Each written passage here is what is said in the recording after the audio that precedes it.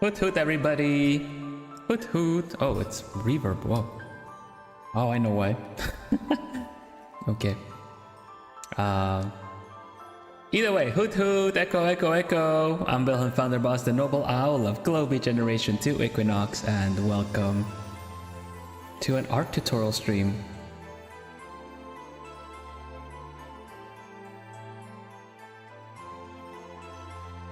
There we go, that should be better.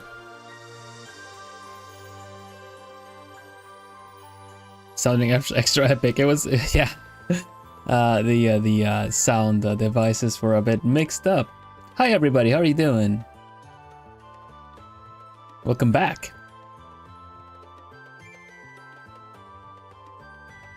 What we got here? We got here a whole college crush. Yeah, I'm gonna be doing a little bit of a lecture, so to say. So, hello Jennifer, hello Mariah. Hello CL, hello Pidgeth, Virex, welcome, welcome, Miri, hello, Chaco, Joanne, hello, hello, Joy, hello, hello, Anks, welcome, and I think that's it for now. Welcome everybody. Yes, today's going to be a little bit of a more different stream, it is going to be an art study stream, so basically I am going in for I'm going in for a little bit of a study session of when it comes to art. I'm going to be going back to basics and looking into how to draw different like anime characters. Hello Helix, welcome, welcome.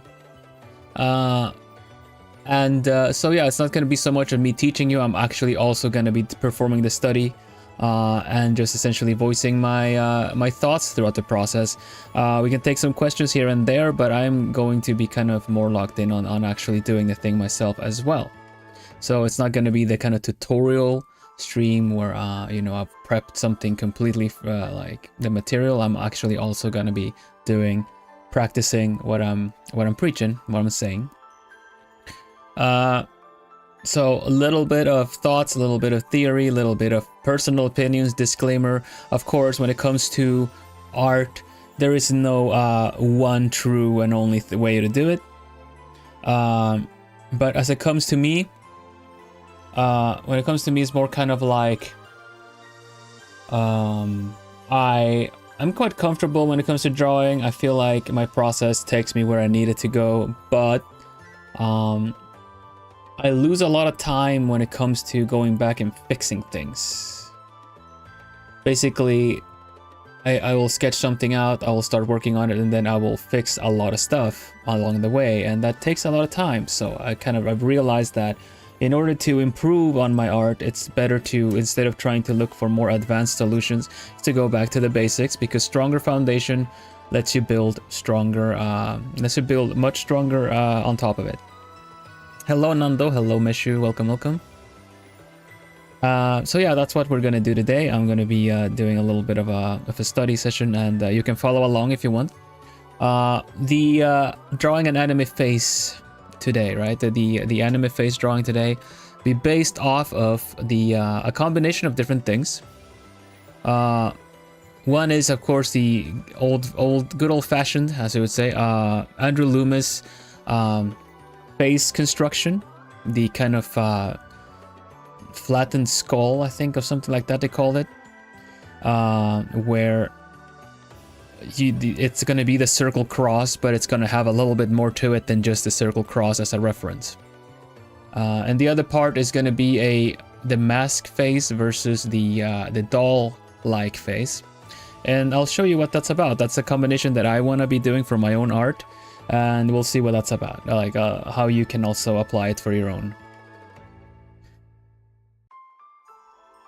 So let's have a look-see. Okay, so there are some like older Andrew Loomis books. They're not all about the figure drawing bits. It's also how to draw the faces, and it breaks it down in a very understanding way that how they did it. If I bring up the, let's see, oh yeah, I'm also going to be doing some face studies based off of Musume. Hello Jennifer, welcome, welcome. So, the Loomis method is basically this. Right here. It takes a ball and it essentially picture it as like a centerpiece, like a center axis. And then you have the brow line, the middle line, the brow line, essentially to indicate where the face is. And I'll show you how to construct a face with this. We're just going to do it from the front first, and then we can angle it a bit later.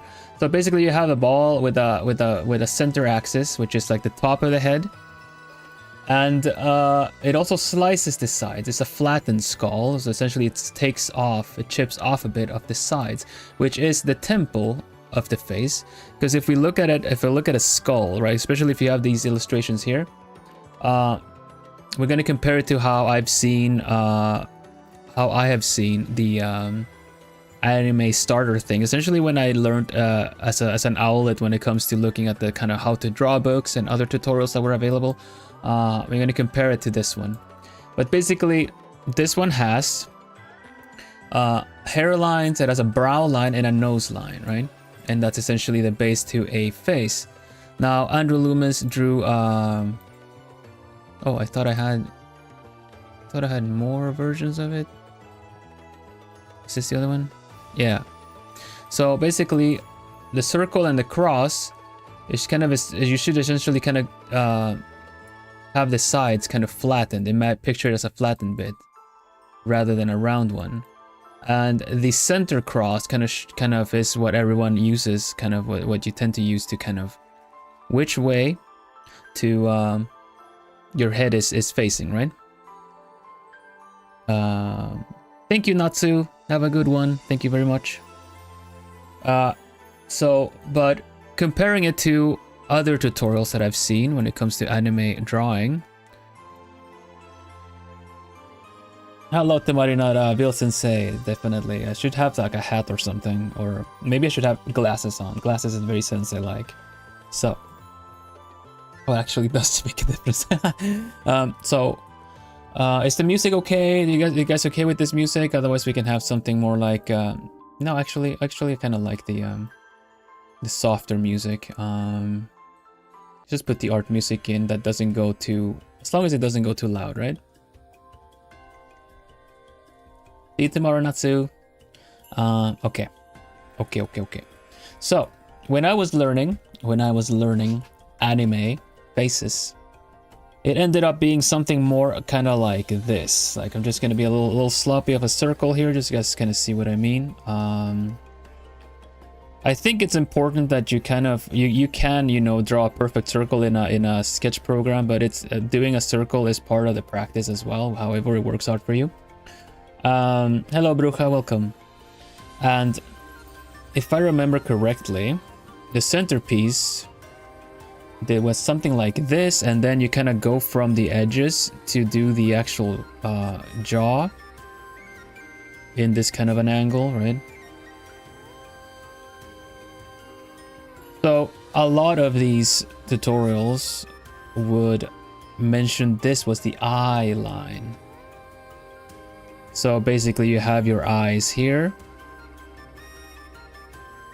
This is where you draw the eyes. But the problem I have with that is that when you start drawing the eyes here and you get all the other details, just get some kind of generic looking eyes going. No,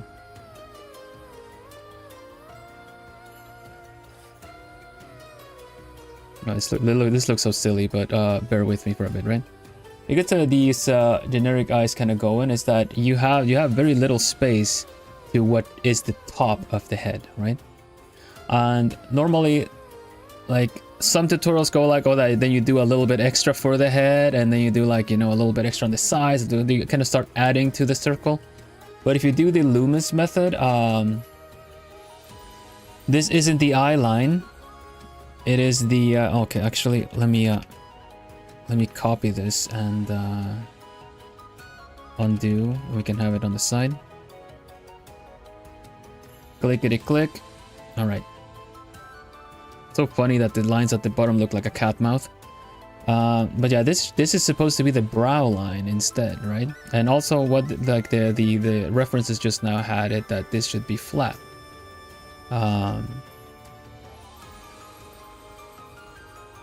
So if it's the brow line, then the eye line is where the kind of circle meets the jaw here. Let me see if I can bring up the references here again. Here, see? You have the top, the middle, the brow line, and then you have the nose. You have the jaw. This is for like a male model essentially, but you have the distance from the top to the brow line. There's like an even kind of distance to everything. But yeah, so this is not where the eye starts. The eye is actually right underneath here. So it's more like here. The nose is here, and then the mouth kind of falls somewhere underneath. This gives you a lot more, especially when it comes to the hairline. Gives you a lot more of a space to work with still having a forehead, and then still having enough enough of the head to kind of start doing a hairstyle on top of that. Now you can still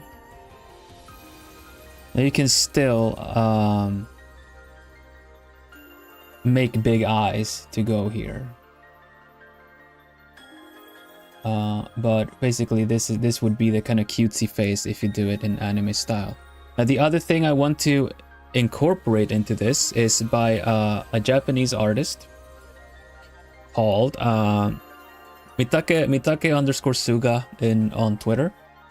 They made an observation that I've seen pop up in a lot of places, where they compare an anime face to a mask and to a doll.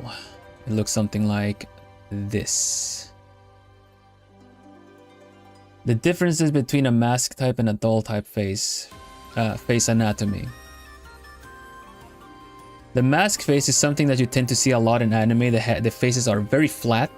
Faces are very flat with a little bit of usually with a little bit of a light on top of the nose to kind of sell the volume of the face, right?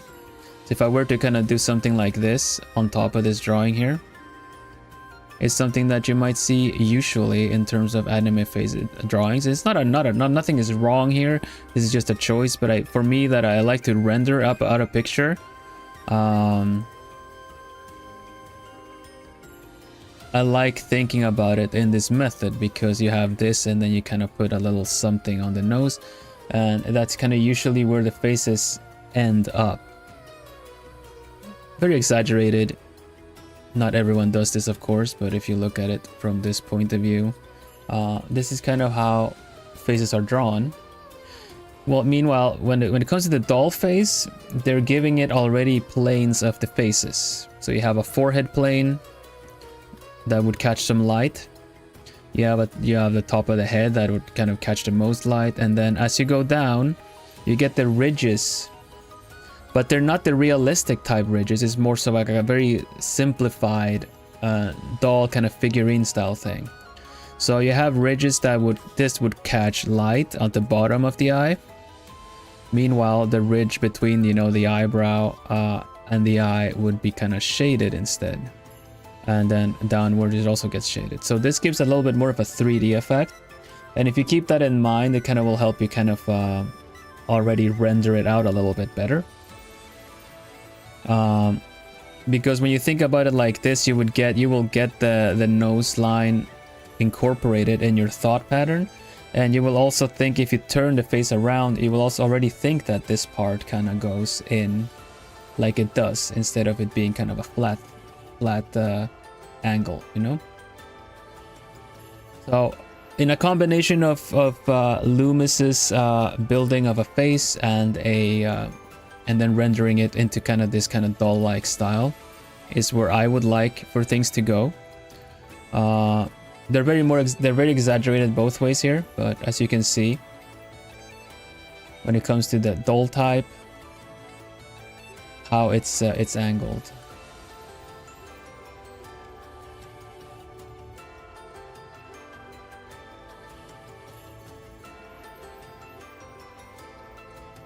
Let's see if I can find I can maybe grab the link for you guys. Planes of the Face anime. So we know, in combination of simplifying everything, that's kind of the thing that the way that I'm going to approach this.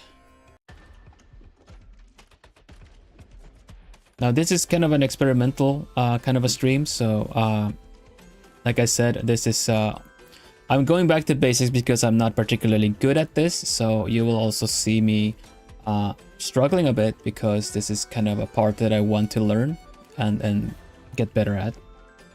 That's what it's all about. It's not going up here showing like I know everything, because I don't. This is one of the things I want to practice. Copy link. So this is where you find those illustrations in Japanese. Doll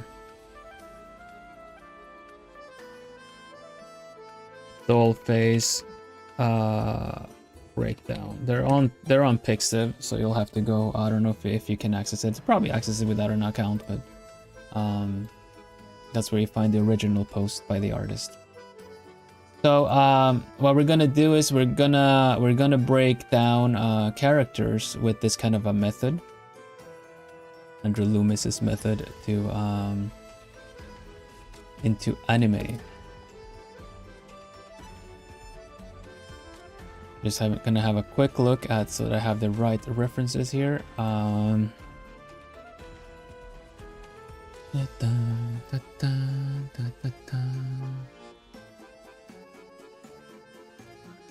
lot of people have so many different ways of building an anime character from the base of everything.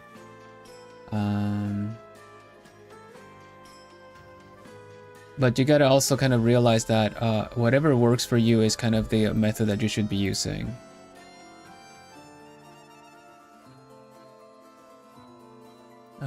Let me see here. Save this here.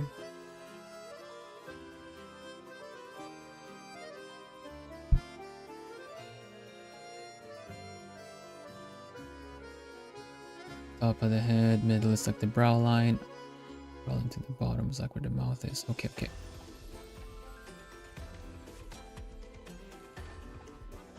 If you guys have kind of a questions or something to bring up that you might feel like something is inconsistent, please bring it up. I will see if we can do something with it or not. Welcome, Ava. Welcome to class. This is where you learn how to draw. How are you doing? Well, it's the dragon herself.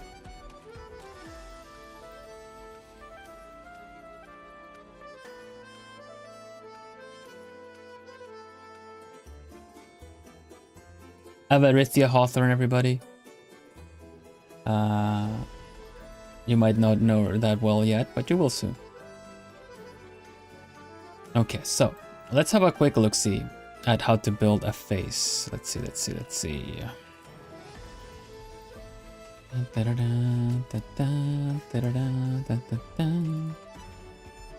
Right though.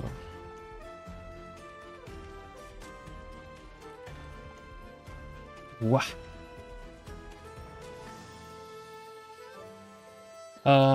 Let's bring in some Uma Musume then. Should we just do Special Week as a pretty good base reference for this?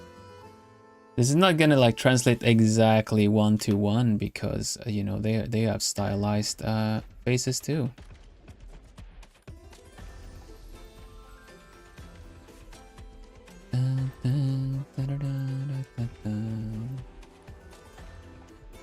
Here's Special Week. Arguably poster girl of Uma Musume, right?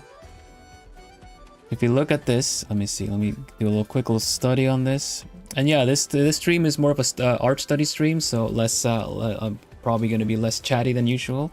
I'm here to learn as well alongside you all. So if we look at it from the Loomis method, it would kind of be, let's shape up the face.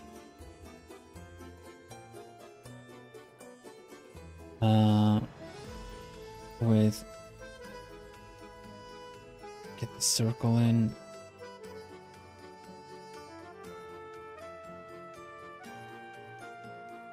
the references, the kind of where everything goes is a little bit out of all over the place because of the style that it has, right?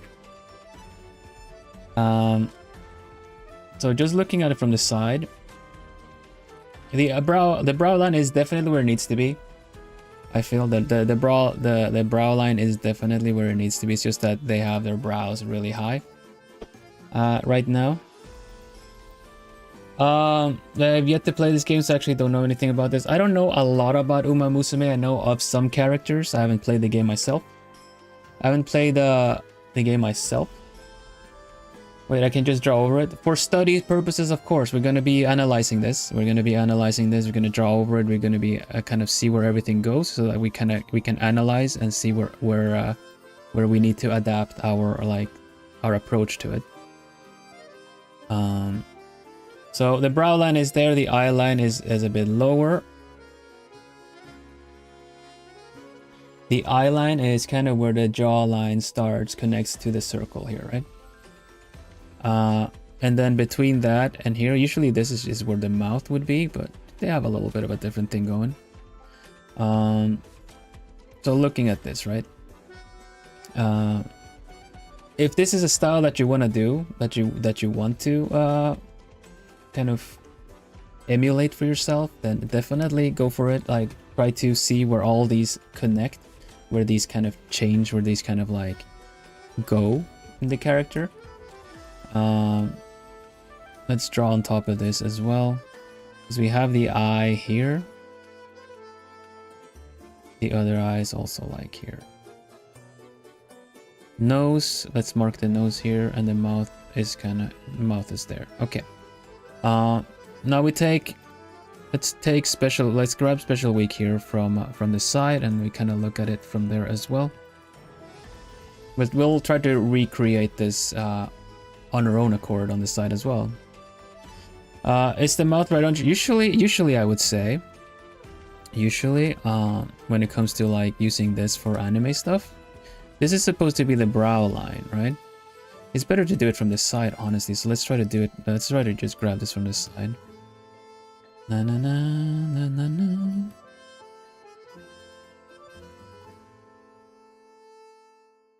Let's try to see it from this side. No, this one is not looping that well. Let's put something. No, there's some that were kind of. Yeah, this one is nice. This one is nice. Let's do this one.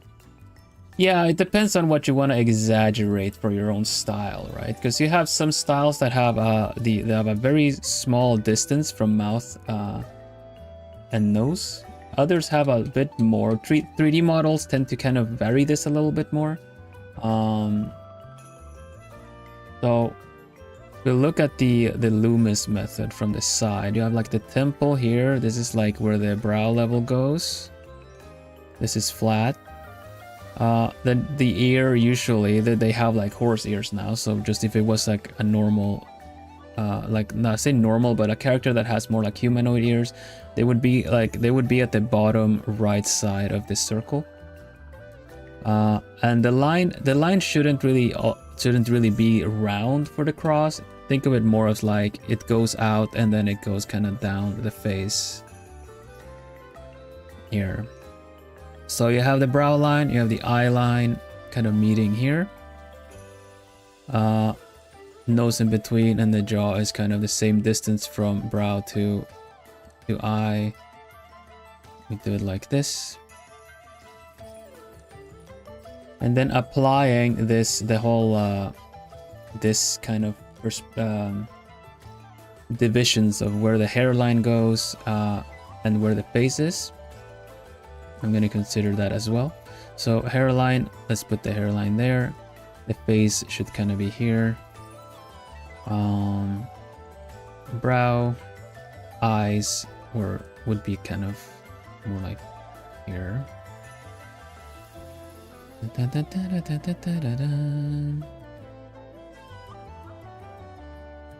And then the whole, this goes out.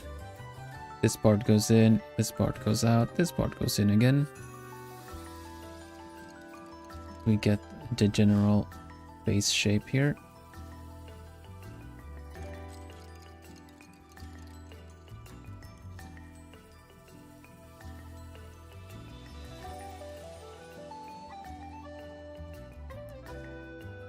Let's tidy up these like lines inside of this. And let's try to kind of recreate what we see already. So Special Week has very round eyes behind everything. So we'll just try to kind of do a similar kind of eye.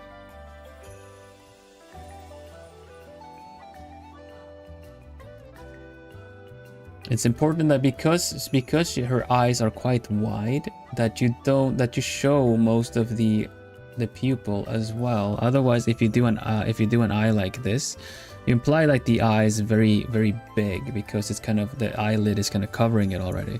She kind of has this kind of very kind of wide look to her eye, so you kind of want to show most of the eye. Hello Sai, hello Remy also, forgot to say that. And then her eyes are quite big as well. I've done some trial runs on this, but it kind of like it gives me a little bit of varied results half the time. Now, if you have a 3D model, you can reference for like Musume or something, or screenshots of a 3D model. It'll be more consistent than referencing, say, the anime or art like done how to say that, promotional art done for the actual game as well, because, or whatever other game that you're referencing, because the 3D models tend to be more consistent no matter the angle that you see them in, you know. Meanwhile, art is very there's like something that I've seen in anime where they just kind of, this eye tends to be very, very, very far to the side in most anime pictures, just because, like, I mean, it doesn't look bad, but when you start using these reference and guidelines and stuff, you start seeing how the eye just kind of moves. Okay, so something that we need to consider for this middle line is the fact that these facial shapes as well also are there for the nose. You know, it goes out for the nose bridge, and then the nose goes out, and then it goes down to into the face. So consider this line that it shapes the face as well, you know.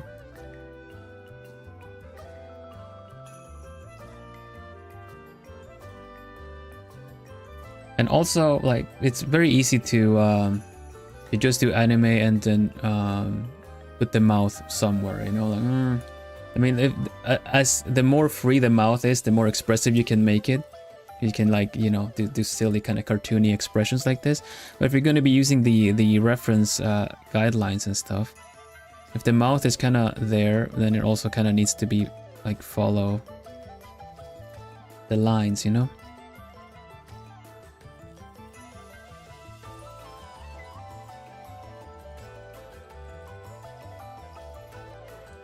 And there you got an anime face.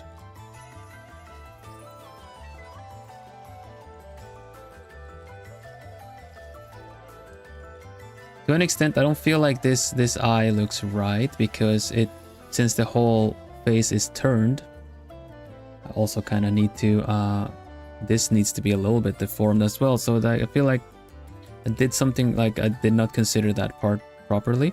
So this looks a bit wonky when I mirror it. That's something to analyze and remember and try to improve. Keep in mind.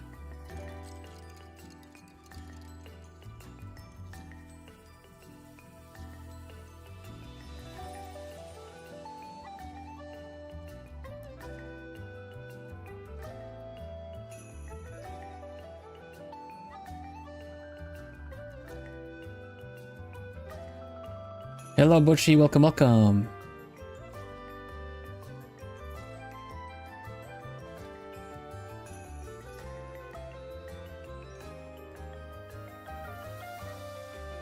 So I'm just kind of building a face based off of the initial things that we had. It's not really one-to-one, obviously the same character, but if we were to just kind of follow the rules that we talked about before, we're just building a face based off of that, and then we're going to try to match the style a little bit more.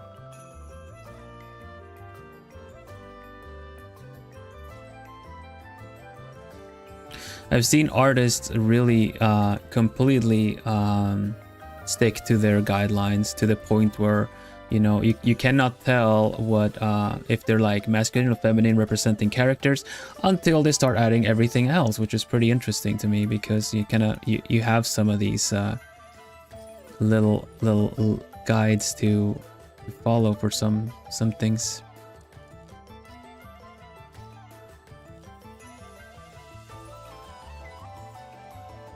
Yeah, so the brow line a bit raised, they're a bit surprised, so we raise it up a little bit. And we have the face.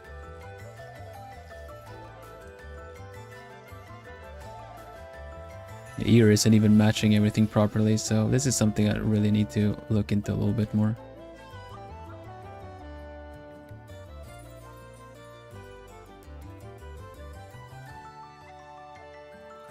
So yeah, the hairline, the actual face indication is pretty good, so that you kind of know where the hair needs to go, right?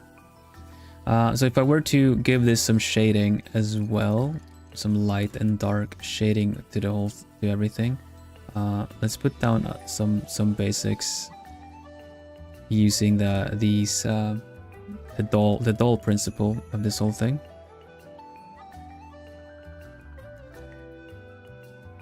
This would get light, this would get light, but then we have this part here that would get shaded. Top half would get shaded, bottom half would get a little bit more.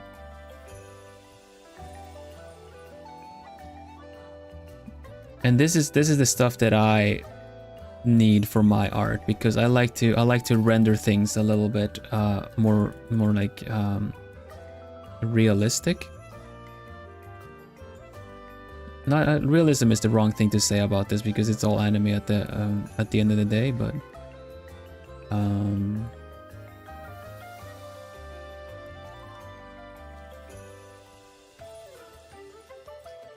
let me try to see what their eyes look like, so we can maybe get in some of that in here. But yeah, I'm not going to be rendering the picture. This is just essentially to rehearse and practice the basics. So we're going to draw the face again, based off of these guidelines.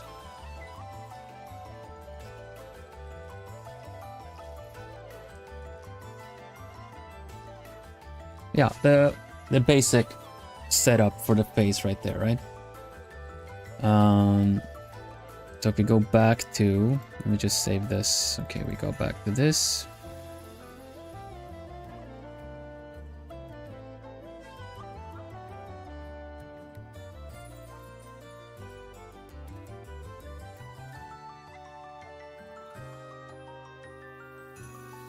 I'm kind of thinking, what does this these guidelines tell us really? The artist generally has, you know, their own kind of go about this. It does feel like this is the kind of, the cross is where the eyes are, then kind of we just give it a little bit of a chin, and then we just draw everything in the middle as well. But we can still break it down in this kind of style.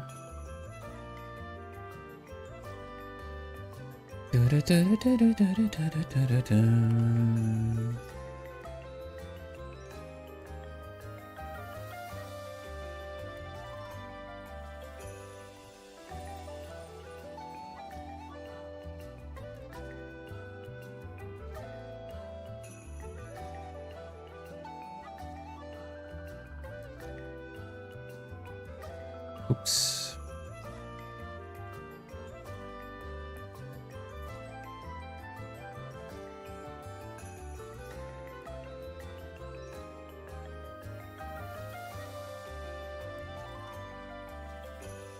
Yeah, the one effect you get from doing like there are different ways to hello Clover, welcome, thanks for being a Plumie. Love you, vibe. Thank you very much, Bochi. Sorry, this stream is usually I'm a bit more chatty with chat and just kind of a lot back and forth, but we're doing a study stream, so you're welcome to drop by any other, like, you know, art streams as well to give a look. But that's a really good observation, that these really shows that the style draws very big foreheads. Yes, it is a deliberate thing you can do to kind of push a lot of the features low to make something look cute. Bigger forehead, it kind of gives it a bit of a minuscule kind of a not a minuscule, it's a diminutive effect. So they look kind of cuter around their cheeks. You know, there's not a lot of jaw happening here. If you will look at where the jaw is, it's a very, very like, there's not a lot of jaw happening. And now usually when they do open their mouth, I think they do still lower the chin a bit like they should, because, well, 3D model, they just kind of follow the shapes of the face and stuff, right? But yeah. So Musume, like Joey says, a lot of forehead happening. We can still mask it into the like that's where the hairline is. The eyebrows are still very high up. This is kind of unnaturally high, but let's bring them down a little bit for the sake of keeping track of them, you know. Thank you very much, Clover. I really appreciate it. Thank you.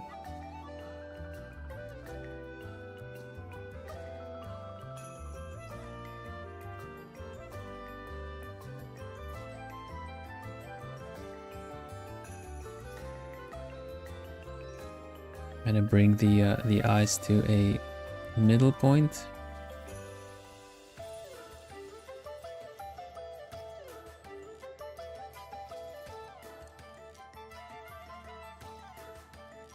They have quite a lot of space from the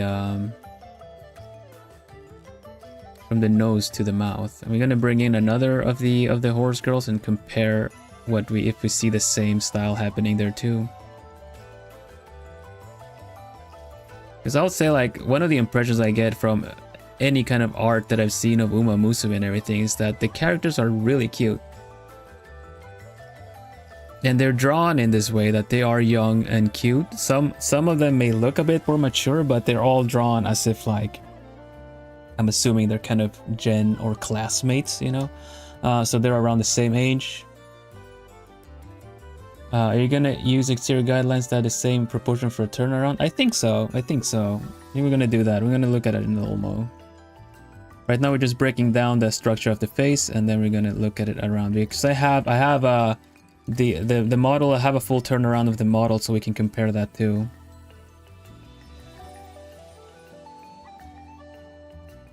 So yeah, Musume is this style is designed to be cute, you know. And in comparison, you can give another character a little bit more of mature features, even like a smaller eyes, maybe longer face, or lower the nose even a little bit, and they'll give him more mature features. But if you compare that mature looking character to another kind of a game where everyone is older, they will not look like, they will not have the same impact, right? But in comparison to their peers, whenever they draw someone with smaller eyes and a bit of a longer face, they will automatically end up looking very mature, since you're comparing it to everyone else that is looking kind of younger and cuter.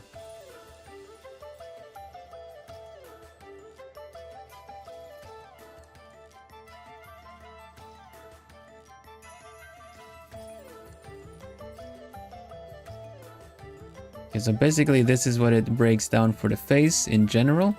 Now again, the eyebrows are kind of up here for her, but that would not really let us do the mask style thing. When I say the mask and the doll-like style, I'm talking about this, where the here, where usually a lot of anime faces are quite flat. But we kind of try to take these planes of the face into consideration.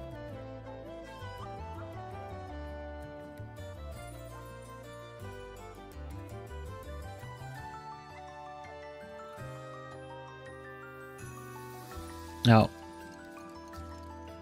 maybe I should just kind of do them with some sclera.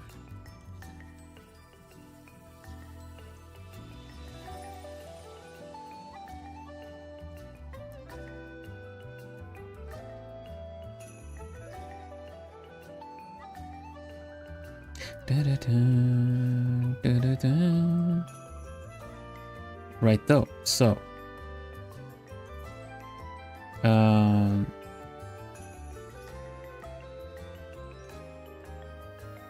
front of the face, we have the rest of the hair here too.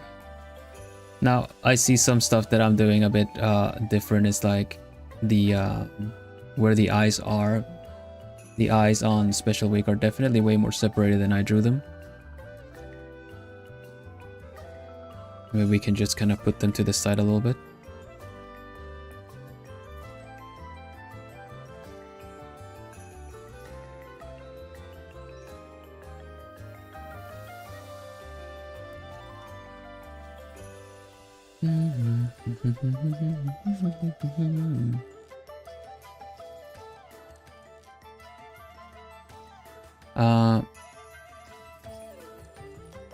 There we go.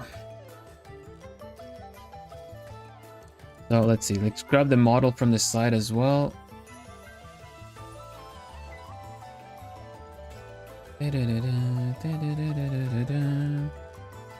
Oh wait.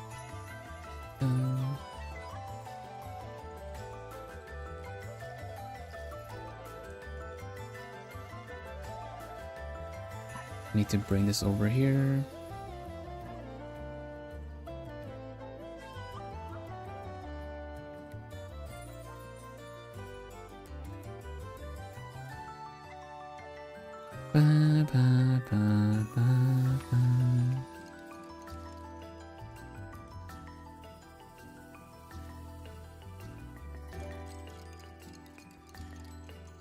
Bit bigger, okay.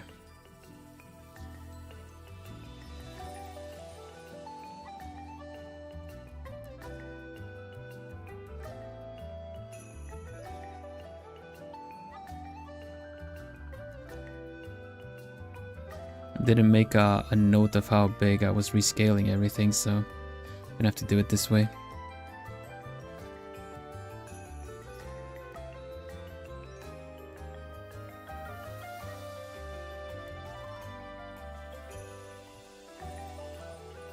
No, I'm not gonna draw the full character, we're just doing faces today.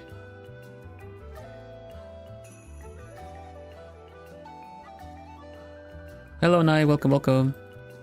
We're just doing facial proportion study. I'm not even looking to render out the picture.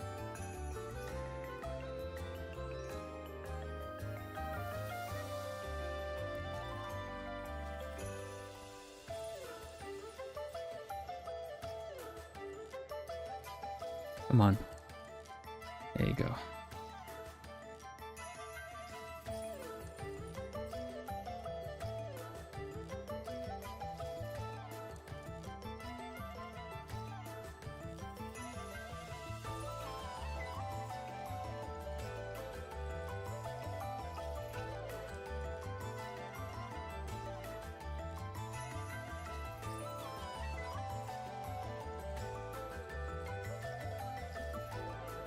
Come on. Yeah. I mean, it just doesn't want to play nice, right? Did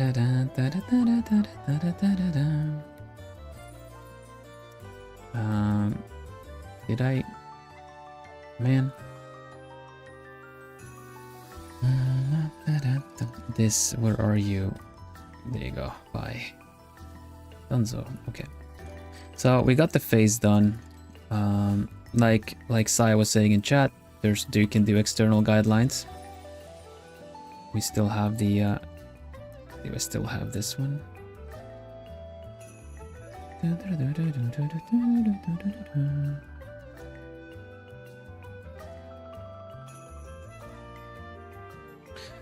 Basically this these guidelines are something when you draw the character from the side are still they're the same lines you can follow.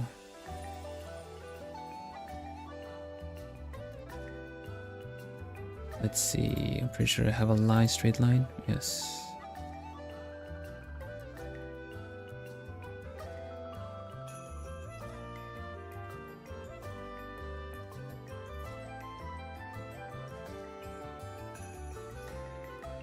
These are lines you can make for your own character as well if you want to turn them around, so that you can tell where everything goes.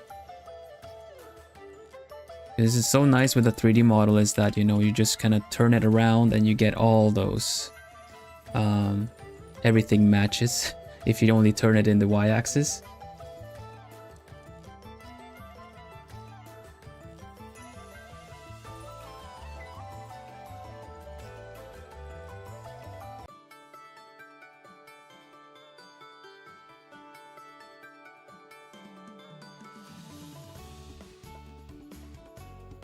The one thing that changes though is if we're going to look at it from the Loomis method, is that from the front you don't get a lot of volume in the back, but now if we look at it here, we're going to see some other things.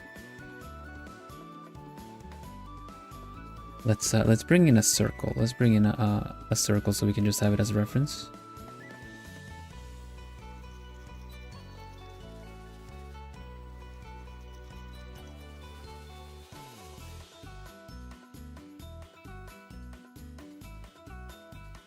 And then of course the chopped bits that the method promotes.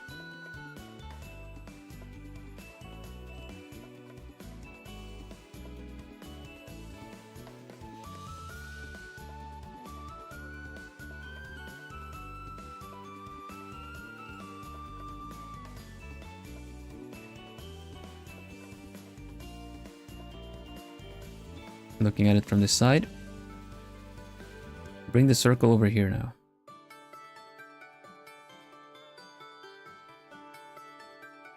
So, on this circle, instead of a straight line down, we get to start looking at it from the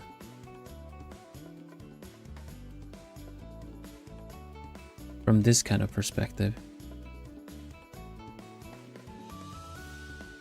Now these are essentially angled in this way, and we're kind of modeling out where the skull kind of goes, you know? So from here the mouth starts, like the jaw starts, like where this line connects here is where the jaw line starts down, and here is where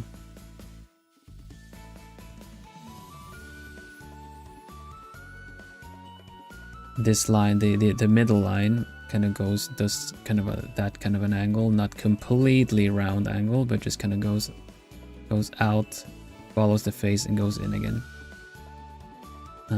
Yeah, so brow line, the eyes. Just kind of grab these. After we do this, and from this side, after we do these two, I'm gonna suggest a little method of how to go about to learning the style instead of always having the picture to look at from the side. Nose, mouth. Let's bring this with us.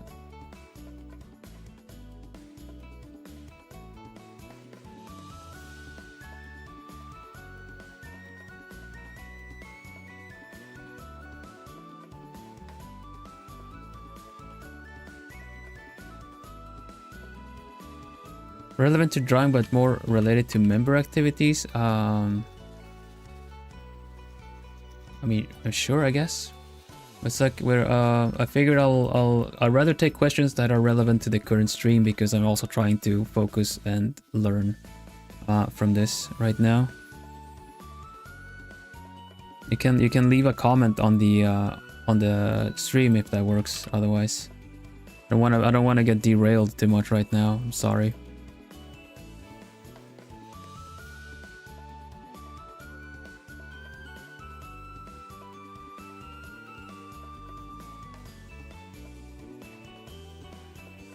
Let me just line these up. Dun, dun, dun, dun, dun. Okay. It's already really tricky to do this with chat there too.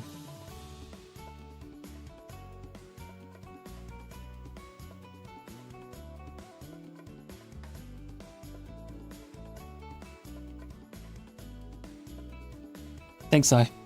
Just you're free to leave a message on the stream or something. I can get back to answering that.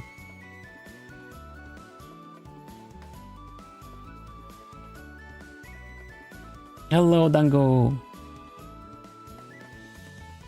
Welcome, welcome.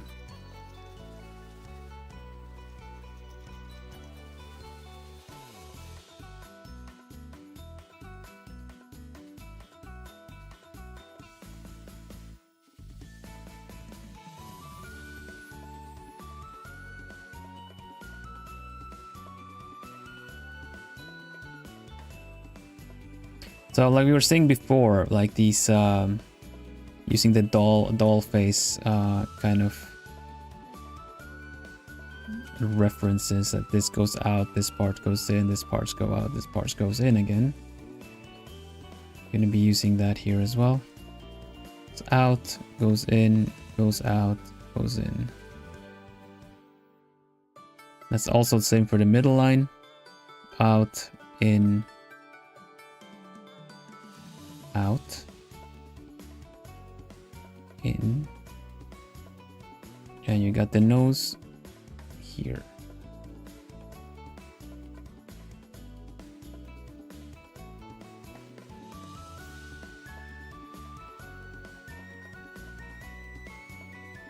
Basically.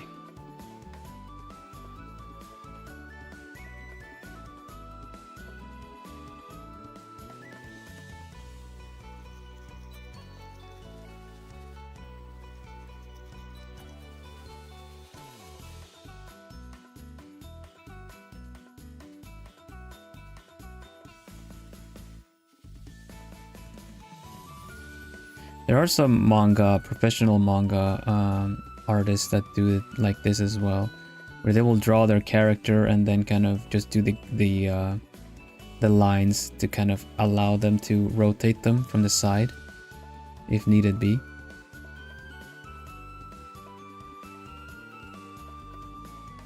Of course, like the more you draw a character, the better you are to just kind of wing it. But manga comics per se, they take a lot of shortcuts on the characters here and there. It's not necessarily like every panel is a good reference for what you're trying to draw.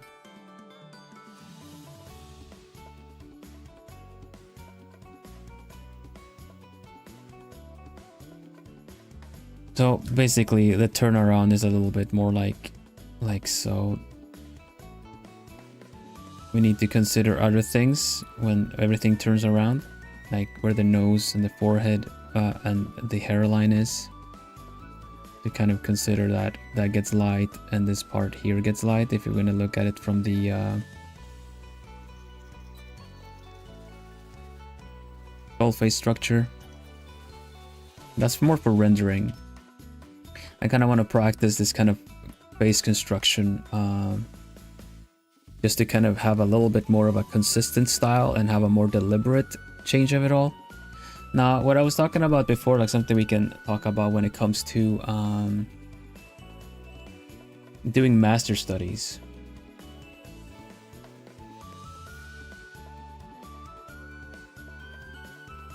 Archetypical, like villain or male lead. We could talk about those too, for sure. So what I'm gonna look at this from, we're gonna bring in another horse girl to look at the differences between the two. But like we can see here, the face is very centered, very big eyes, makes the face look kind of big on a small head, so it gives the whole effect of they're young and cute, right? We'll look at it. Let's bring in, let's see. Here's another one with a different eyes. That's a pretty good thing to actually you can probably just make it easier on us and just import this. Here's Gold Chip.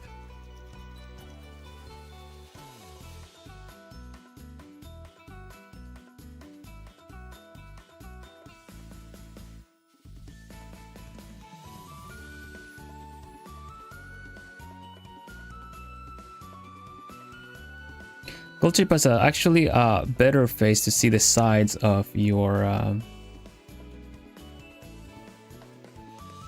it's a better face for looking at where the sides go in the face, because she has her hair to the back. I'm gonna put it about the same size as Special Week, and just a little more. Kinda want the similar positioning of everything. Yeah, you know what? That's good enough actually.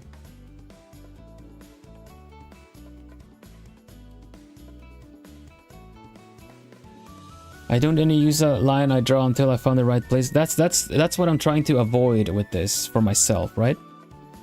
I'm trying really hard, because I also do that. I'm just gonna skip the lines and then I fix it later. But that makes me really lose a lot of time and effort. Basically. So I'm going back to basics right now, and we are looking at the lines, because if you can get used to working with the lines, then you won't have to redo a lot of stuff.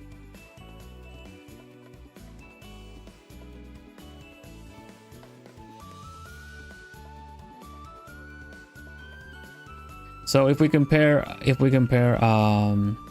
Gold Chip to Special Week, what are some things we notice? One, she looks a bit older. Why is that? I'm sure you guys know that it's because of the shape of the face. They generally have the same kind of proportions. We look at the initial drawing we had.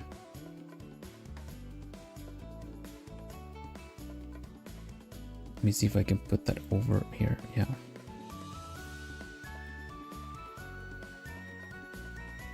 So you guys can see the nose and the mouth are, and the brow line, the eye line is centered here as well. But nose and mouth and chin are at the same spots. So when it comes to that, they have the same distances. This is based on the same kind of character base. Everything is distanced the same way. But Gold Chip has much more narrower eyes. Smaller, like, I don't know, like the way more like centered, like sure, centered in the eye line, on the actual eye line. She looks older because of that. It also makes her look smug, like you guys say. So seeing as the nose and the mouth are at the same spot, the face is generally the same kind of shape as well. We bring in the guidelines from this one. I'm curious to see if it would be the same as well. Yeah.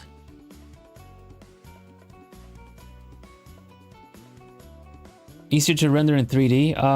Doing it this way definitely is. You could argue that there are some other games that have other, like, it's just generally the art direction is very narrowed down in the same way.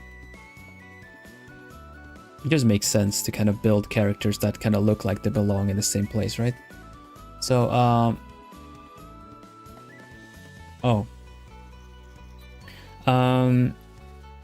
something that you can see very easily with games like in Genshin Impact, you kind of have a base skeleton, which essentially has the base proportions as well. I believe you have them as kind of like mature. You have them younger. You have like the kind of older, middle, younger. I'm not sure what other you have. But you have like the bodies. If you have multiple characters of the same type and you cycle through them, you see that their height doesn't really change much. Mostly their outfits and faces, because that's kind of what the base is for that, in order to make characters kind of match each other. But yeah, Gold Chip has smaller eyes. Way smaller eyes. I'm sure that if they would draw Gold Chip with kind of like, oh, surprised, the eyes would go a bit, kind of reach the same as Special Week does. But what I like about gold chip here is that we get to see the sides of the face more so than when we've seen special week.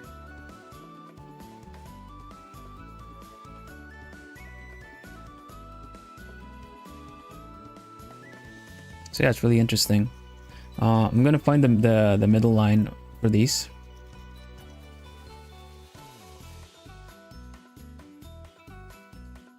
And just draw on top.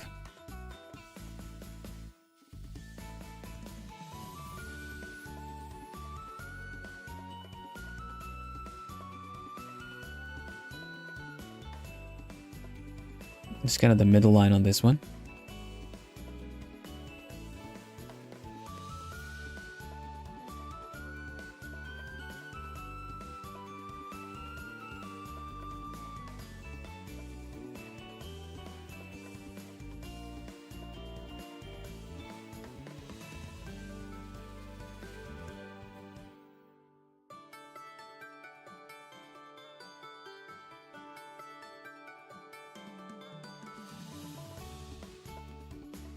There we go. So what I wanted to say with this is that if you wanted to build, if you wanted to make a character with these kind of proportions look a bit more like you said, change their expressions and attitudes, is generally about the size of the eyes. This is a bit of a trial. I'm kind of doing angle studies. I'm kind of seeing what we're gonna do with this, because honestly, drawing a face is just a lot to cover, and I just kind of want to set up my like I said before, this is not for me to give a tutorial for you guys. It's for me to study as well, and you guys get to study alongside me. So what I'm gonna do now in terms of practicing this kind of style thing, I'm gonna bring up a good like practice method that is essentially the blind practice method. Let's see. So when practicing blind, essentially is like a method that you recreate and you go back and you analyze. Bit kind of like step by step. It's a bit of a loop. When you kind of go. You draw, you kind of reflect on how it looks, you analyze, and then you kind of learn, adjust, and then redraw again. It's based off of what you would call a master study. When you do master studies, you have to correct me if you guys know it better. Master studies are essentially when you have the original character next to you, and then you kind of draw it. Like you reference it, but essentially when you're trying to recreate it, you're copying a piece, right? But the one thing with the doing a master study for anime is that it might completely affect your own personal preferences and choices. For me, whenever I reference a picture, I kind of also start referencing their facial structure and facial proportions and style. It happens to me a lot, so this kind of blind practice method is pretty cool in that sense that you look at a picture that you're gonna draw. Now we kind of already drew these kind of these faces. Let me see if we can bring in. Let's just use the gold chip for this one. Just do it from the front. Do it from the from this perspective.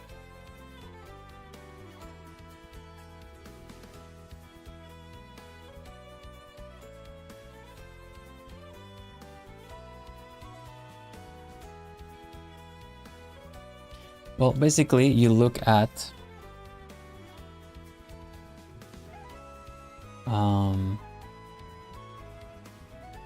try to get the guidelines in that you need, and then you try to recreate it without having the actual master study. that means that you not actually have the picture you're trying to create next to it. It's one way to practice is to trying to create it, but then you're relying a lot on having the original there. Now, doing the full face can be quite daunting to begin with. So you can start with the eyes as well. So if we're gonna try to, let's try to recreate the eyes. Let me just do it with the eyes there first. It's kind of like drawing from memory and then looking at the original thing and then going back and adjusting what it was and then trying again. It's a pretty good practice method, but it'll be the it might be a little bit tedious to be kind of doing the like doing it over and over. But did you need to see it as a study, right? So kind of, let's see how can we go about this in a good way.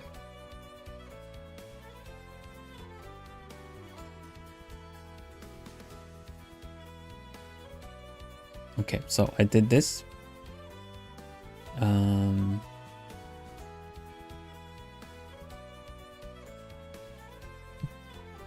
Then we can compare it to the original, and I already see things that need fixing. Let's see here.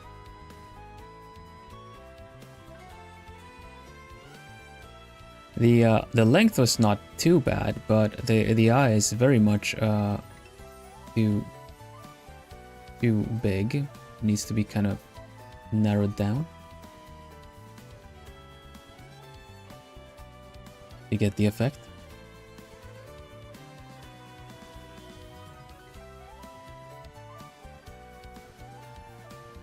So if we try again without looking at gold chip,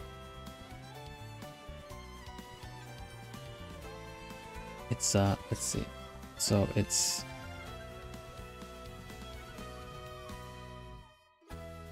the eye has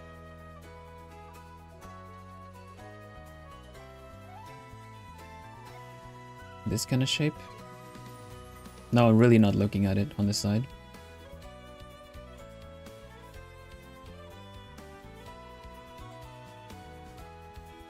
Feeling like the eye is a little bit too wide as well.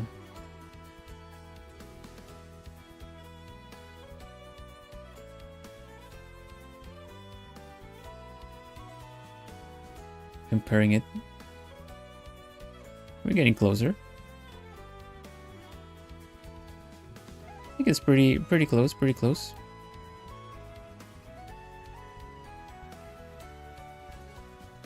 Hello, Rain. Welcome, welcome. Yeah, blind and master studies. Yeah, I really like the idea of the blind studies. If you guys want to see, if you guys would like some videos touching upon what we've talked about today, I've got a quick little playlist that you guys can have. Let's see if I can just share it with you guys.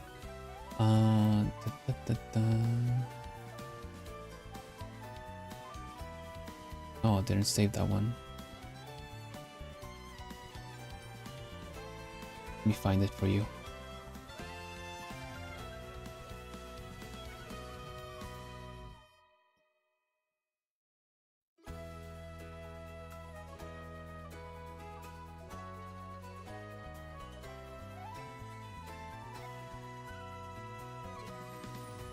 Later. Sorry, I'm just gonna find the video if you guys can have it. Need to check my playlist.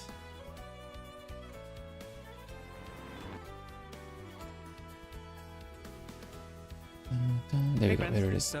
Got it.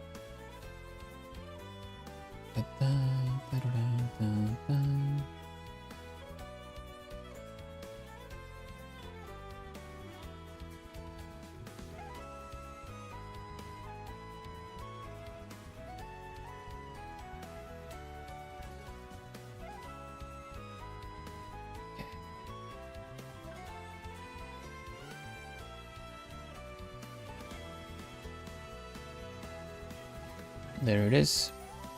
Here is the playlist. Some Fun tutorials for the stream today. Check out that playlist. And you guys can do further studies on your own. Oh my gosh, that thumbnail was did not look like that. Yeah, it's from a couple of different artists that cover the topic for different use. Right, so let's see, what do we do?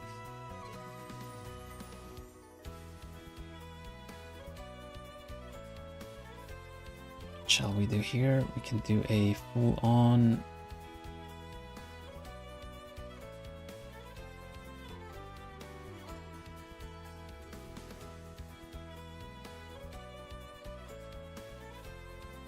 I'm gonna try to recreate gold ship on my end here.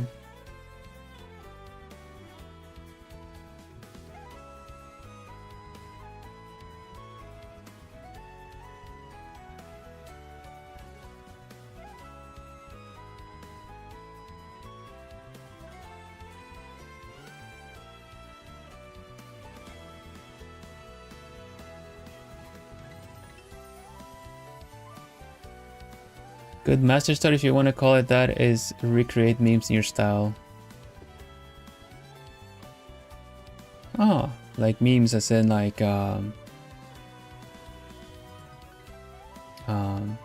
whatever memes you find, or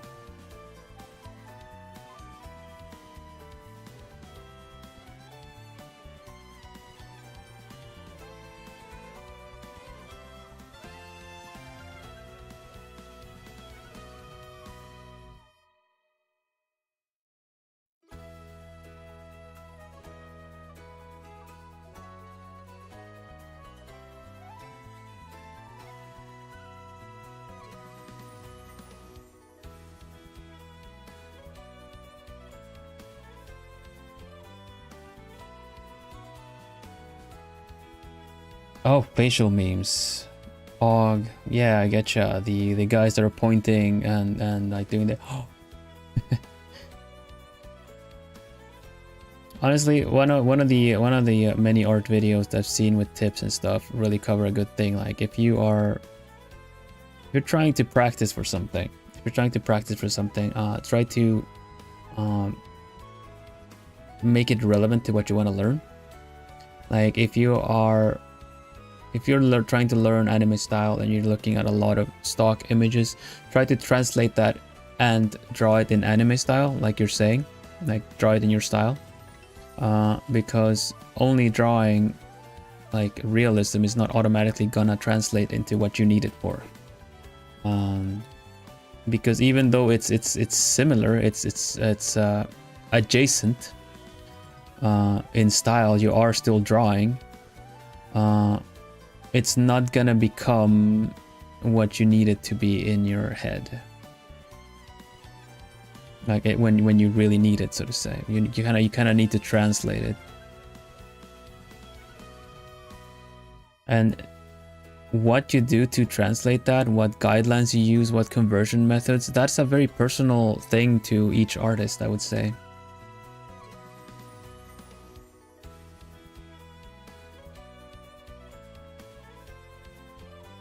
You end up with angry ones, that would be like an expression thing, eyebrows.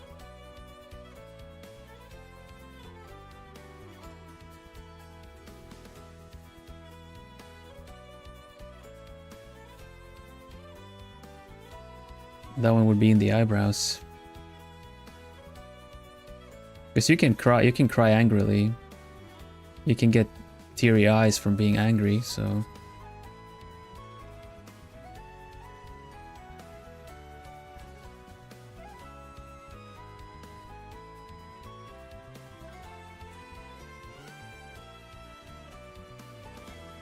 Kind of don't feel like this is the character exactly, so we'll see.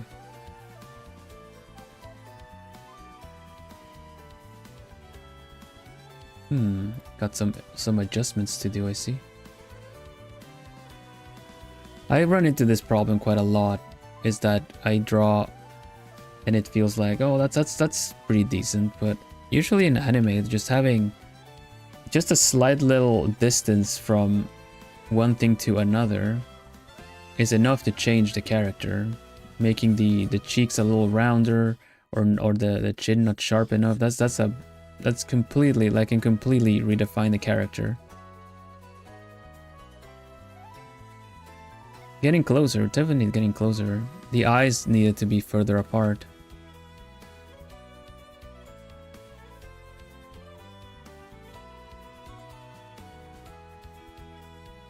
But other than that, everything else seems to kind of fall somewhat into place.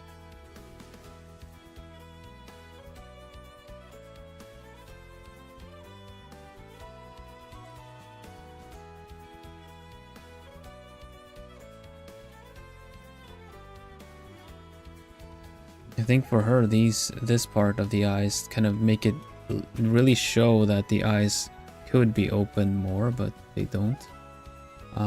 It's a pretty important detail.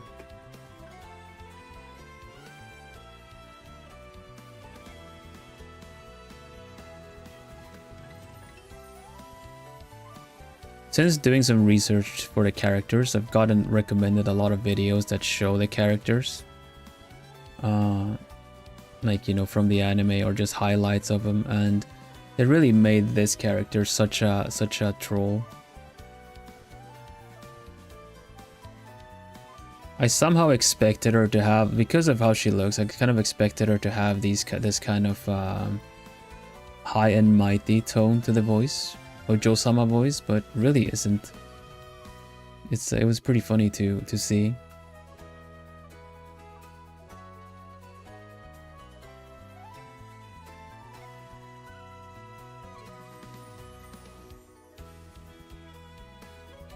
Yeah, I did see, like, usually there was a video that compared what stuff that actually had happened with the horse as well. And we're just kind of like, what are you talking about? So it starts climbing over to the other enclosure, and then the race is on, and they're just kind of left behind.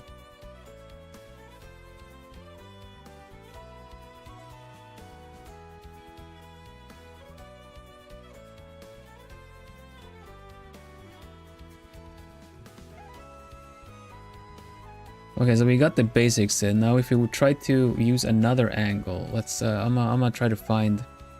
So I kind of got the general gist of what her face is kind of supposed to be like, right?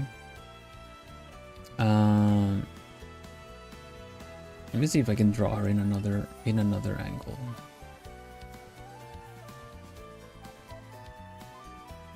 I'm trying to see if I can find any that are kind of like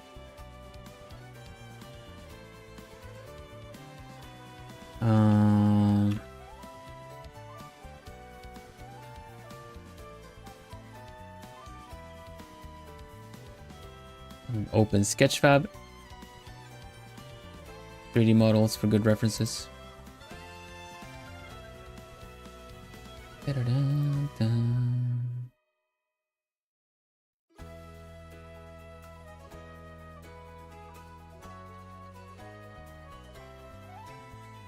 gonna try another angle. Let's see.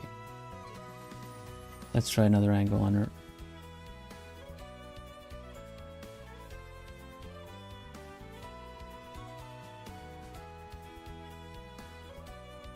Instantly goes into hard mode.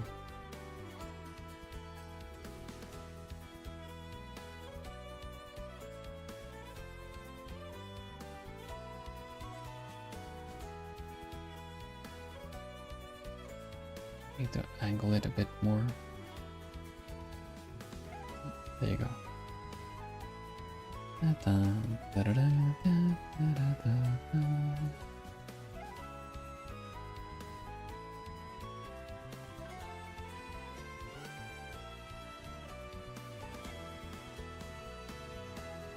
So far, like, doing a bit of a tutorial stream, it's really showing a lot of,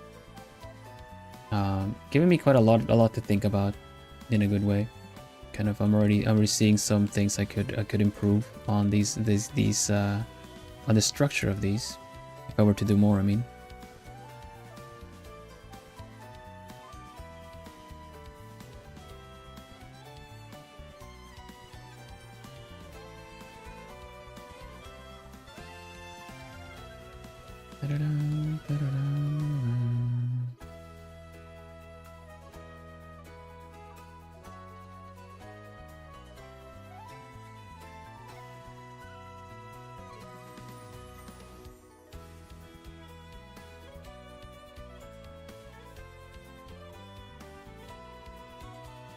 Brow line.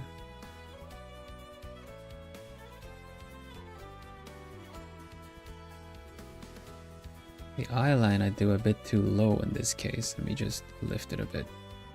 We got these kind of eyes. Nose goes a little bit higher. Can you do a stream about a perspective? We'll get there at some point. We're just starting off with these tutorial streams, so I'm getting a feel for how to do them. Because usually I just kind of draw and go about my usual thing. So in the future, sure, like we'll I need to still build a good feel for how to do these. But I'll consider it. VTuber's model is awesome. Thank you very much. Thank you. Thank you. My noble owl of Globie Generation 2. It's nice for you to drop by. Currently got a nice, we got a nice, fun little monthly art challenge that you can join in if you draw as well. Check it out on my channel. It is the Draw Everything OC challenge. You can check it on my shorts and my shorts feed. This song doesn't loop well.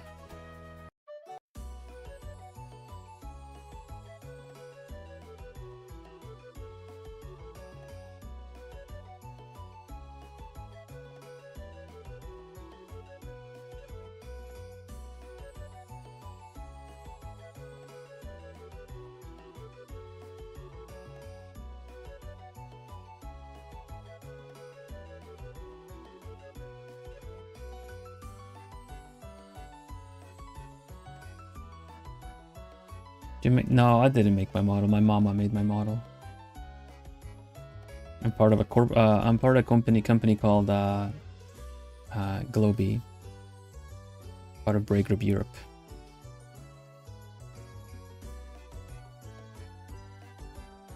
Thank you very much, Mary. I should put that into like a little me write that down that I do. That I make it like a little triggers. We can just kind of get that in there.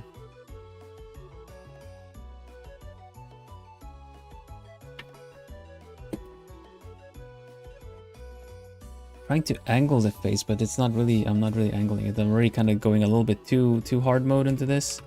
So maybe I should just lower it a bit.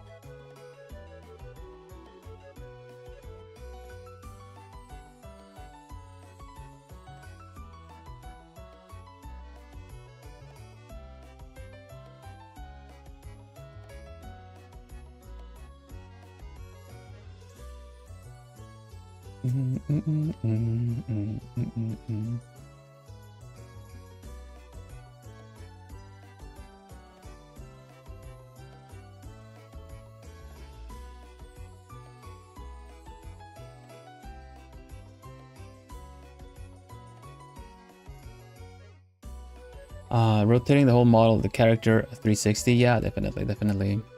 It's important to like, but a lot of the approaches are so personal that essentially I'm trying to find what works for me instead of talking in absolute truths, because every direction you take for your art is such a personal thing that just because it worked for you to consider a certain thing, it's not gonna work for everybody. And I'm here not trying to teach anything. I'm here to study myself to kind of come to conclusions of what works for me.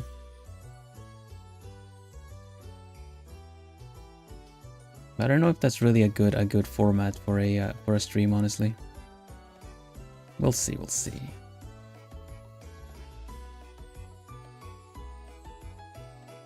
Neck, like I tried a completely different angle from the get-go, and then I gave up on it and stuck with the neck like that.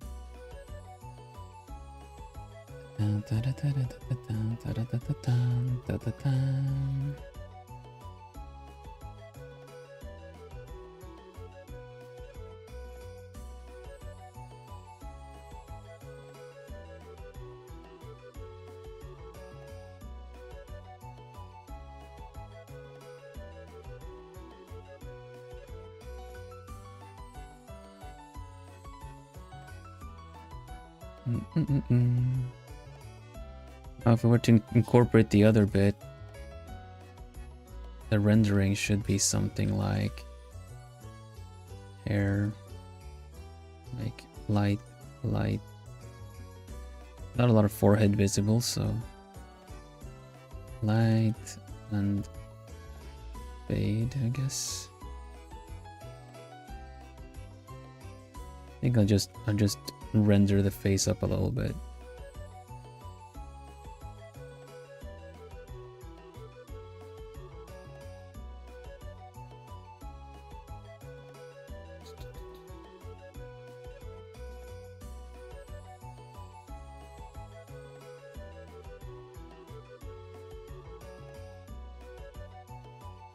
Use a display tablet, an old Wacom one.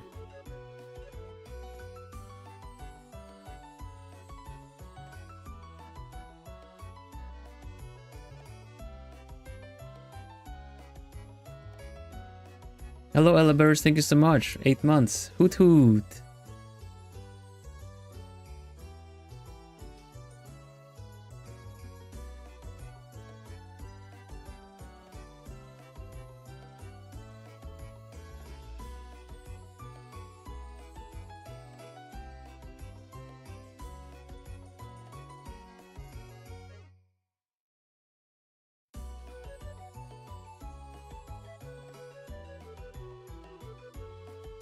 We're just gonna render the face out according to what we talked about. Nay nay. Are you whinnying, son? Let's see. R2 and Uma. I'm just gonna bring up the character here.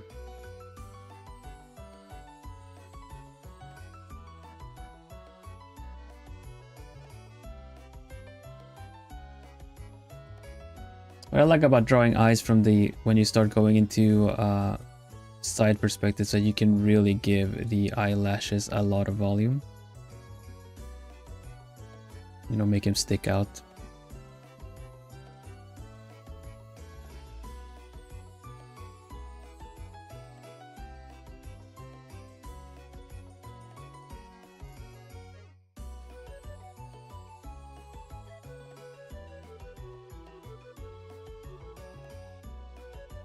Thank you, Albatross. I kind of just put it down there right now. We're gonna build on it a little bit.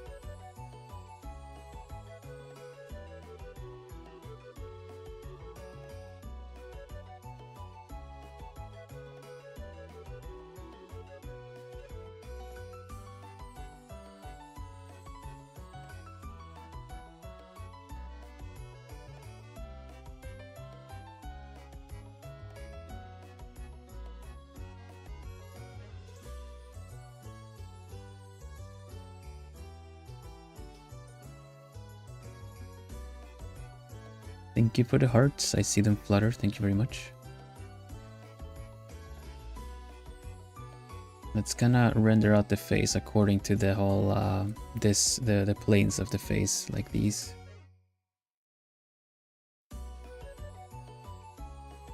Because this is a principle based off of it's a principle based off of mask face, like a flat surface of a face, which some anime styles kind of adapt, which is everything is flat except the nose that sticks out gets a little bit of a highlight. This little part is a bit of a highlight, gets on the nose, everything else is quite flat on the face. Meanwhile, this one has a lot more like the planes of the face in different directions, different parts that get light on them. So we take that into consideration.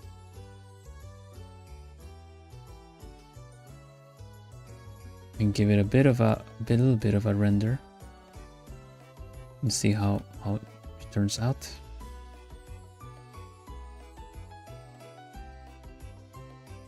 Be fun to see what the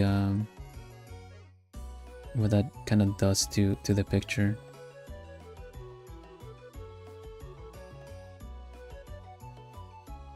Take care, Mika. Thank you. Thank you for being here.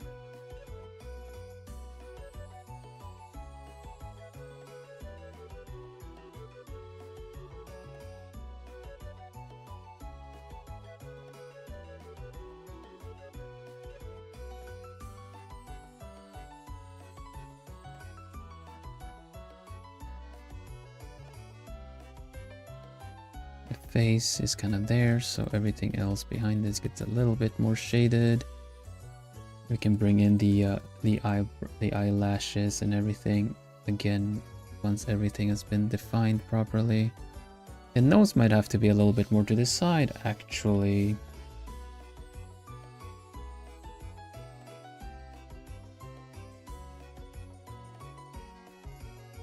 Or the eyes need to come in a little bit.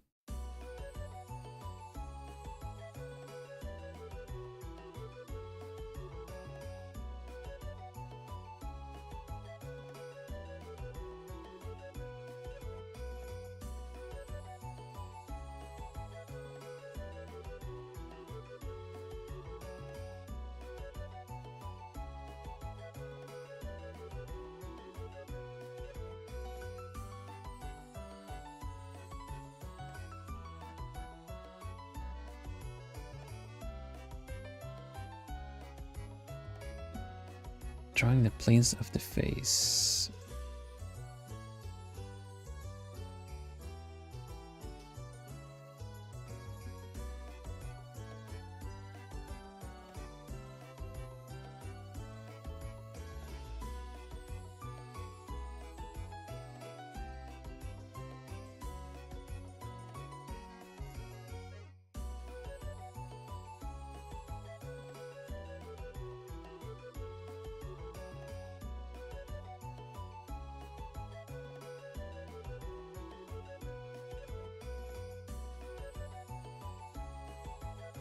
Trying to see how to shape the nose.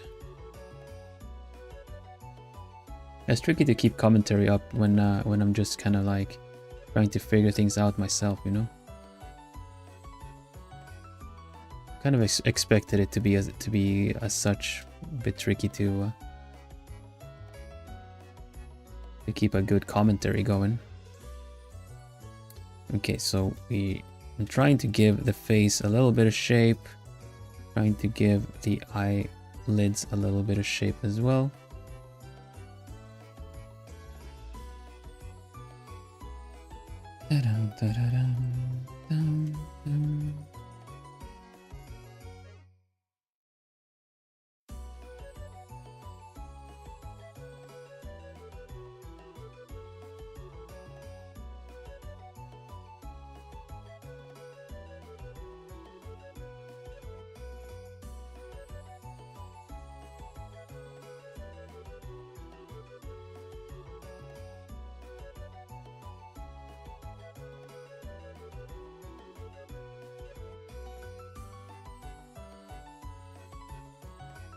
Yeah, she has this kind of a hat on. Though everything is so horse based. It's kind of cute how they managed to make it into their uniforms.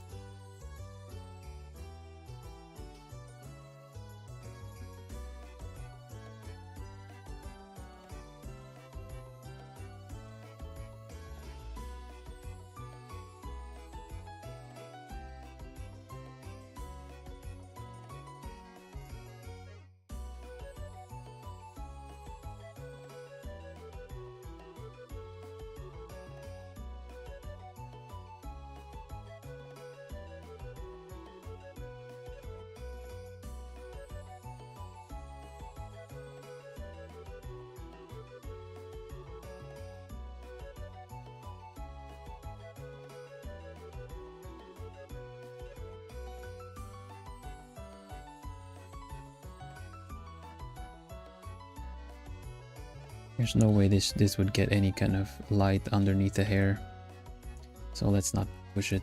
There's too many like styles and techniques people teach that are just kind of like, just put highlights on there. Even if it doesn't make sense, you know, it's just kind of always put highlights on the forehead. Even if it's under the most like shaded circumstances. I think a lot of the techniques and styles that are being taught a lot of them are useful to consider, but you can also, in the same way that you kind of need to question the source and validity of it all, you kind of need to think about just if it makes sense or not. And sure, if you think it looks pretty and you want to do it for your characters, then by all means do it. But it kind of tells on itself, you know. I knew someone that got completely infatuated with rim light meaning that you do like an edge light on everything, kind of like this, to make it kind of stick out a little bit. And they would put it on absolutely everything. Didn't matter where the character was. They would use light blue rim light, which is usually more so for a daylight, kind of a sky reflection or water reflection situation. They would just be using that on the characters everywhere. So it kind of like wanted to make it their signature thing, which is fine, but it's so repetitive and so nonsensical that it kind of, in my opinion, lowered the general presentation of it all.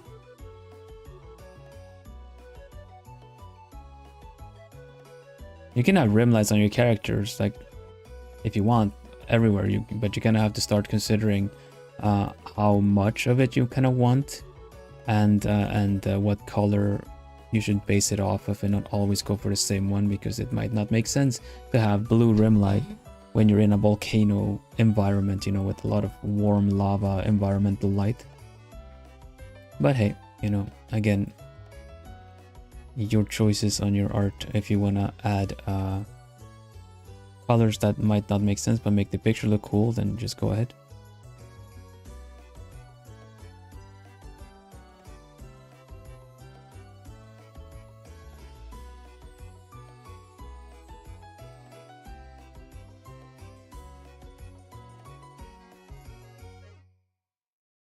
I don't get the impression Goldship has that prominent of a nose. I mean, I can find out. I can just scroll a little bit here. No, she just got the usual, the normal kind of amount of pointy anime nose. It's just kind of not prominent in the model. So it would be more something like this, I guess.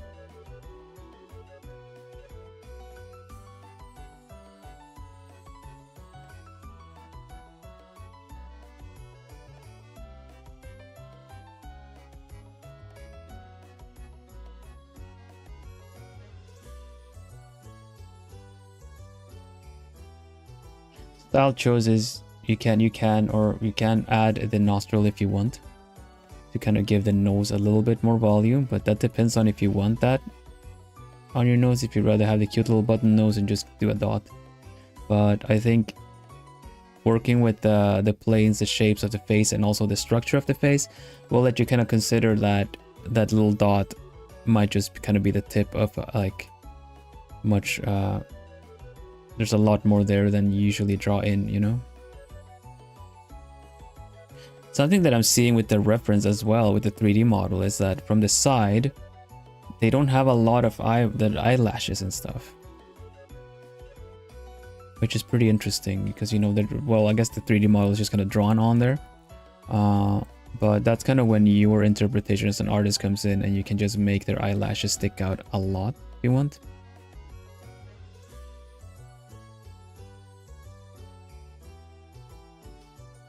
It's a rendering technique to just kind of essentially have the eyelashes painted on there, but then they don't really stick out a lot outside of the model.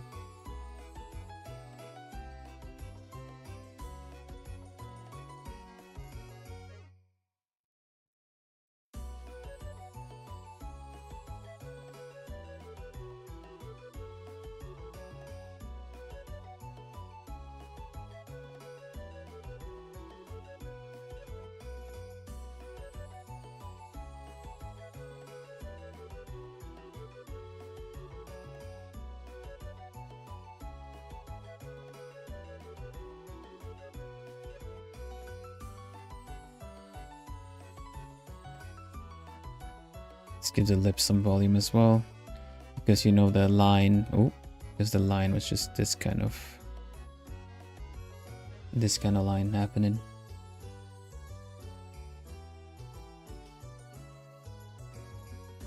Saito Naoki, yeah, I know of his content.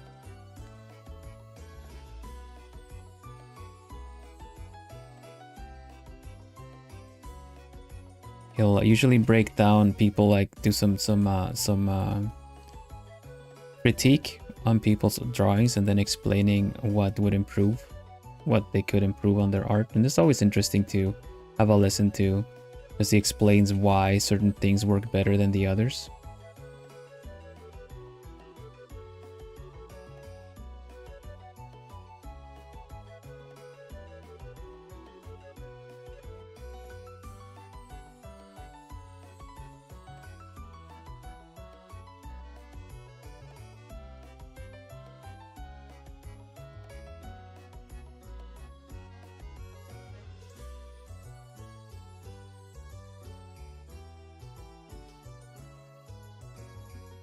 I don't think the eyes really match each other, do they?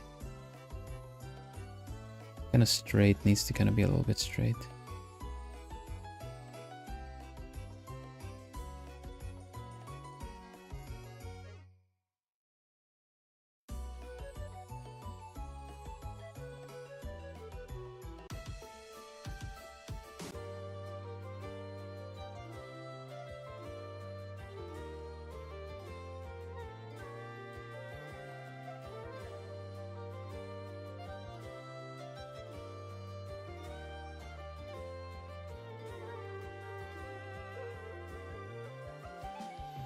Oh, the music, sorry.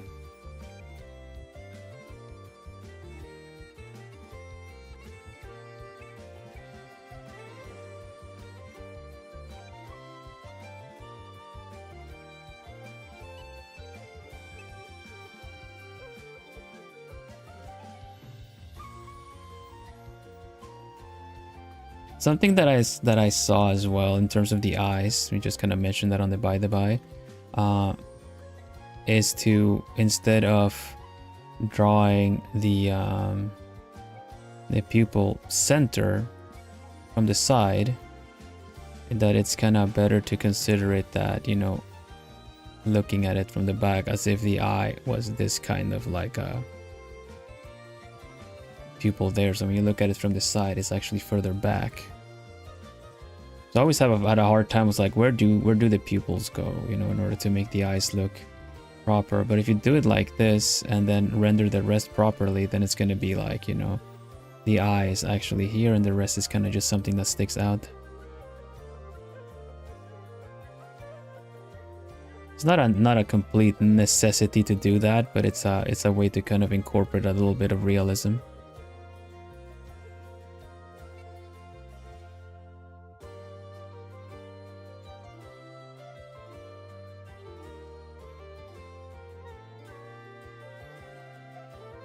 I appreciate it.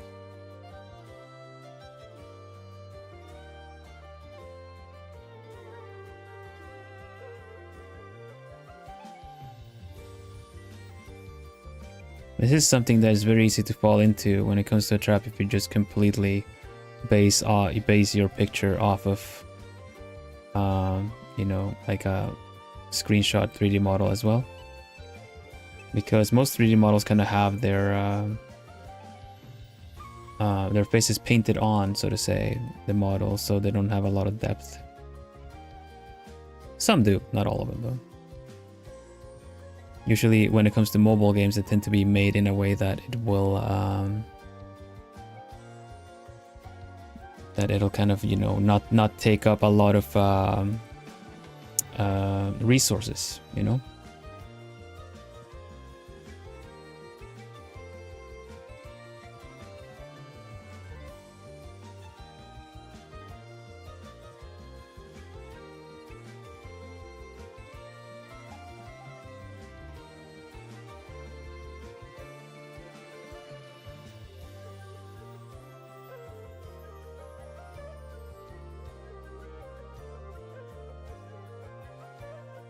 just gonna render out the face of Gold Ship a little bit, and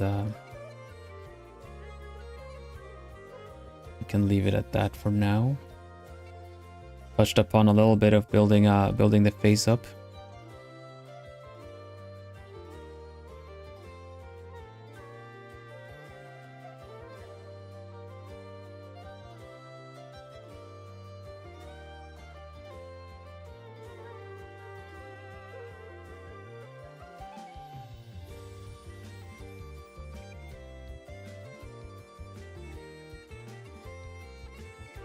Let me draw out the hair a little bit too.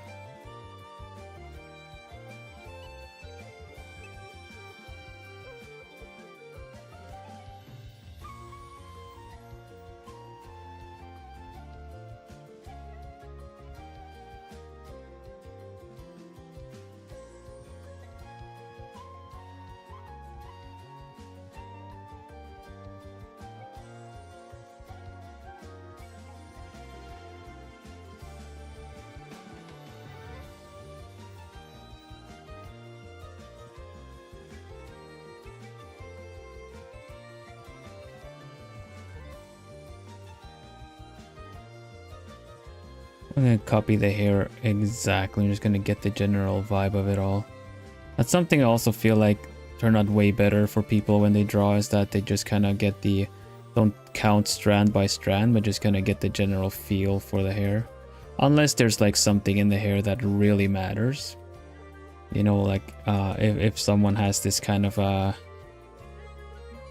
crisscross fringe and you kind of just do something like that, then it kind of doesn't really translate as well. But when it comes to doing a fringe like this, I think getting the general that the hair groups are kind of big, but not necessarily count all of them.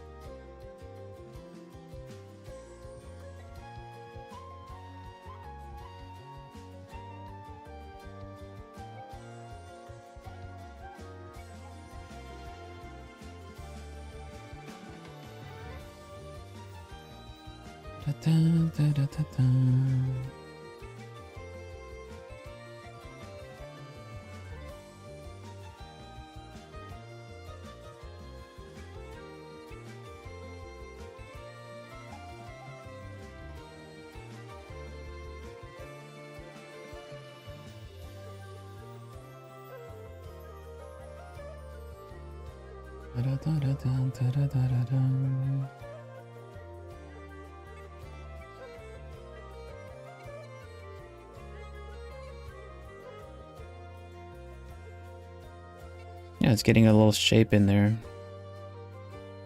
Getting a bit recognizable, right?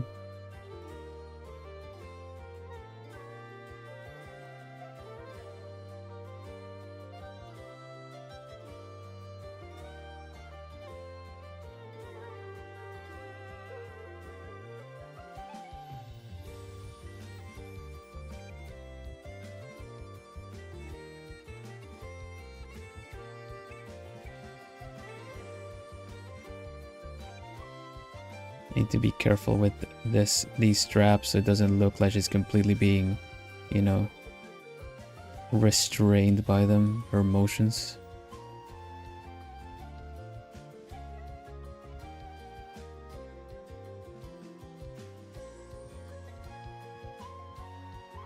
Necks are also a bit tricky for anime style because, you know, normally necks would be a little bit wider than they are, but they are not drawn that way. Usually a bit thinner for anime characters.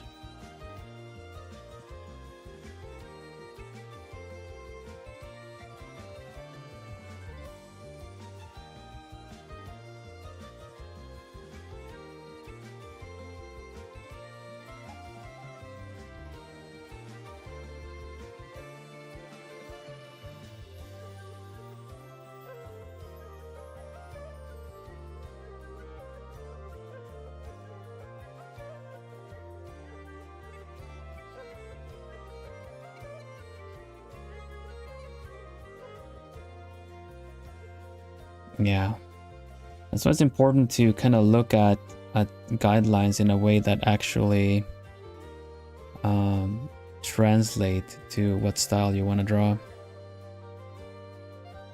That also goes if you're gonna reference stock images or poses or bases, that it actually works for what you are drawing. It's more so like you should reference, not copy them, and try to translate into what you need them for, you know? Always difficult.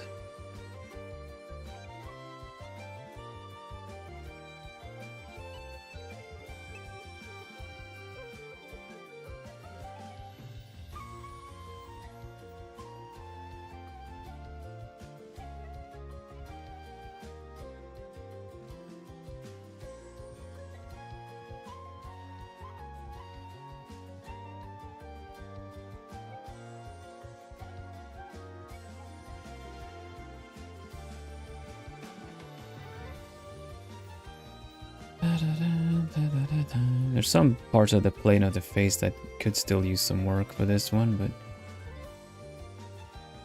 I think she's got plenty of volume. Let me see if we can do something about this part. I'll keep that in mind for whenever if I do draw her again. I'm gonna bring that eye closer.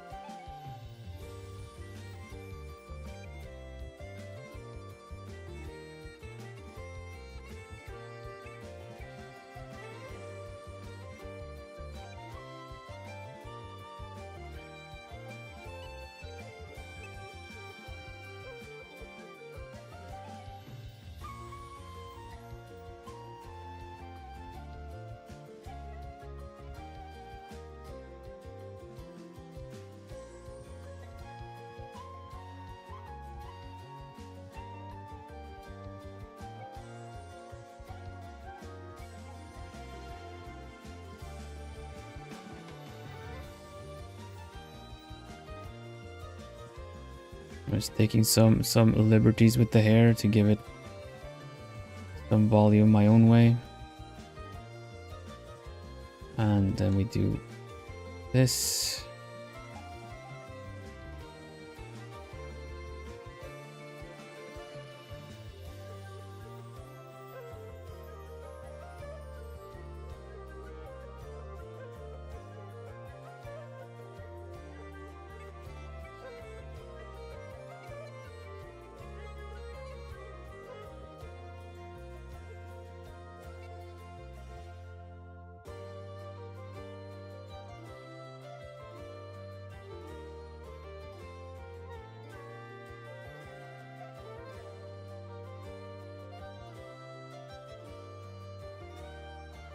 Yeah, something like that. I'm tempted to draw the hair on the other side as well, but I don't think you would really be able to see it that much. But for the sake of volume, we'll just bring it back a little bit there too.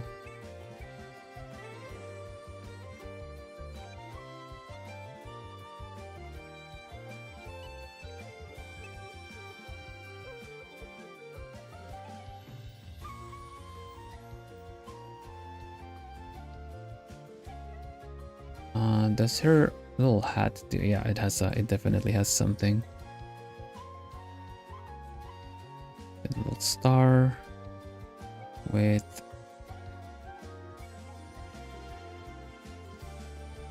some like laurel browns, kind of, and gold stripe right here.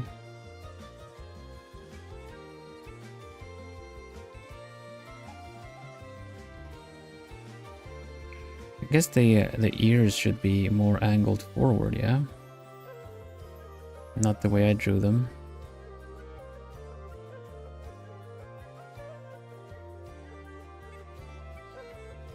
Like, horse ears are quite cute. They just haven't like never thought about it because they're attached to like such a big head on the horses, you know. Well, when you just kind of reduce them to this, they're really cute little ears.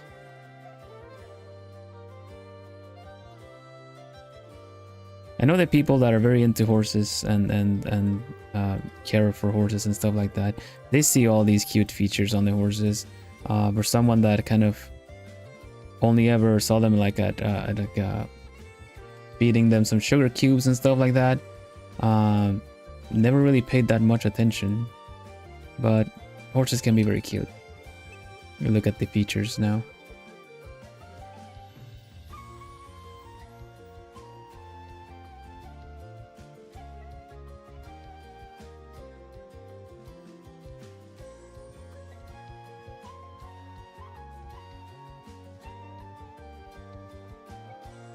I think this does her better. This little light on the nose is better.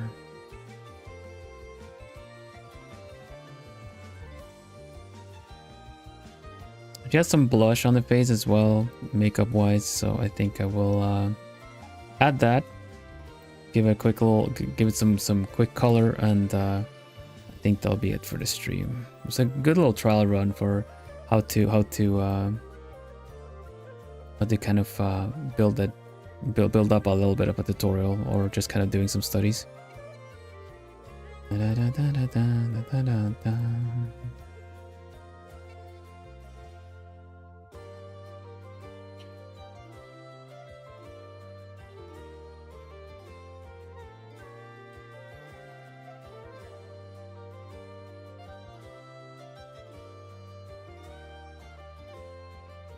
Give it a good old gradient map base. Looking at if I have any good ones.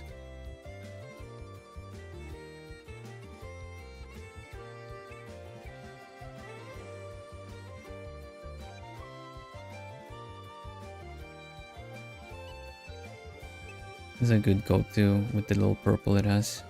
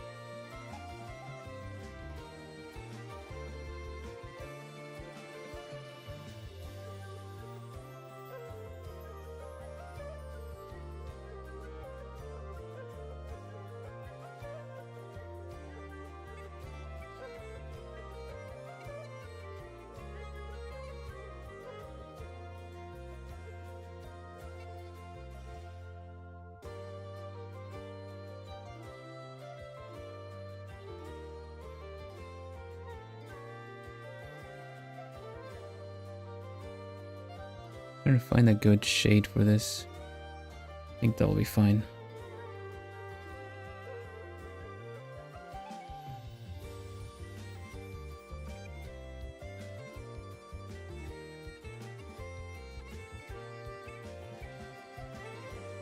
Put a bit of blush on the face.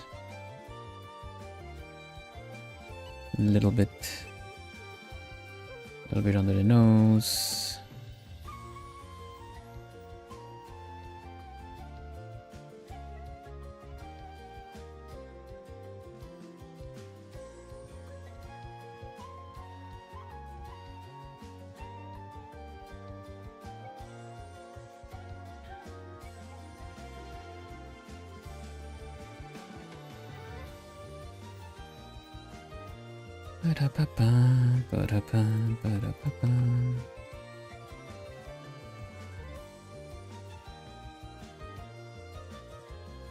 Overlay and a little bit of this.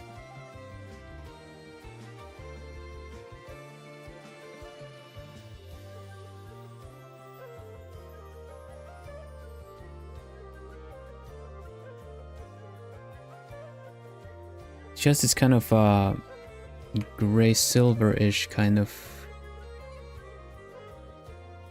tone to her hair. Guess it doesn't really need to be that saturated, but just a little bit.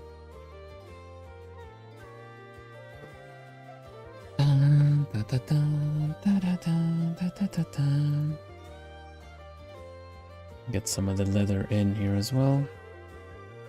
That one is a bit more gold. Leather straps. The hat. I made it very messy just to kind of get the colors in, but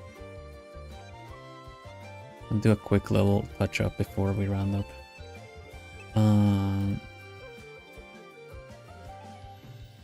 Get some. It's actually kind of magenta eyes, huh?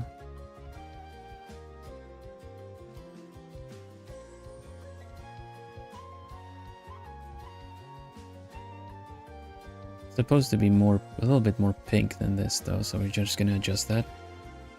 I think it's pretty good where it was. Just need to do it lighter, a bit lighter, something like that. And then we have some red and a lot of gold.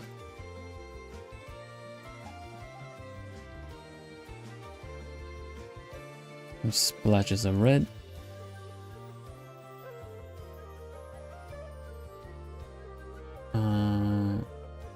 Mostly on the actual uniform.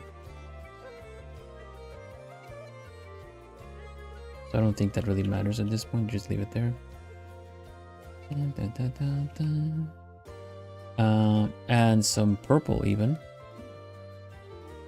That one comes as a bit of a surprise. Bluish purple. On the little ribbon. See if I can get that color in there. Yeah. I like that.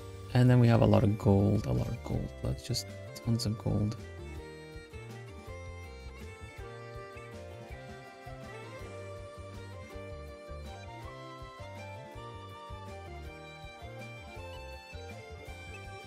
Should probably be desaturated quite a bit.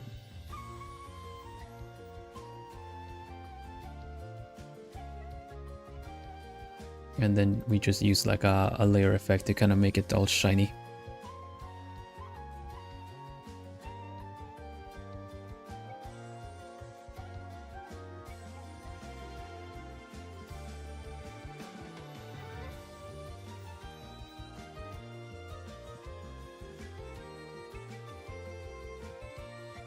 Okay, and then everything on a layer, and we just give it a little touch up here and there. Thank you.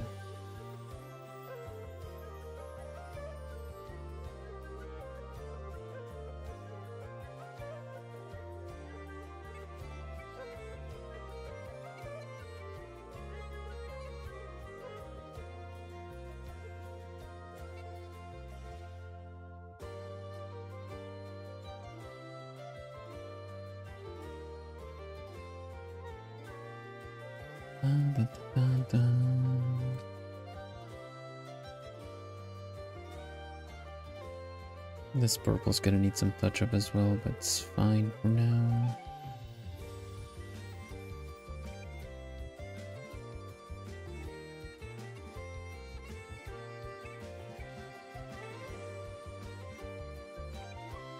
Thank you, Ciel.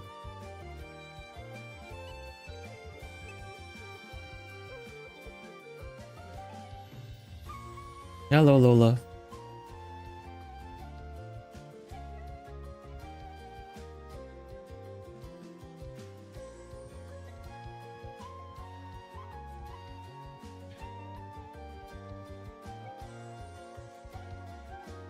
It's the most muscular build. I guess so. The way they emphasize on how like their uniform and stuff like that, it kind of emphasizes on different parts of the body than the others.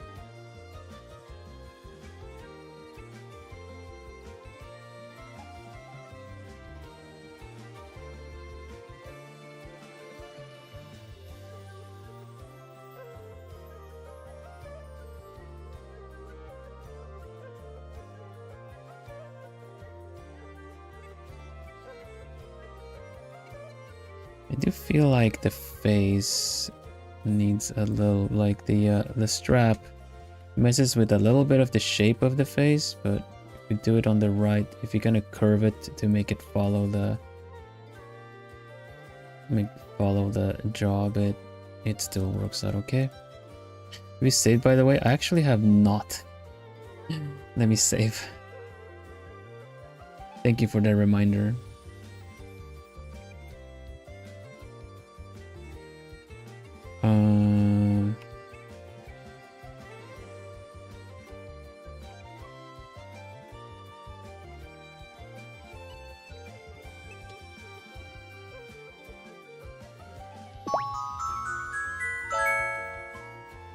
Saved.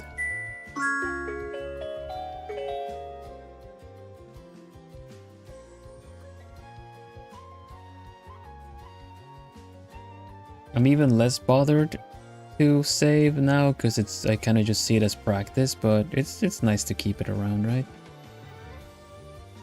Shouldn't see anything as like expendable when it comes to time we put into our art.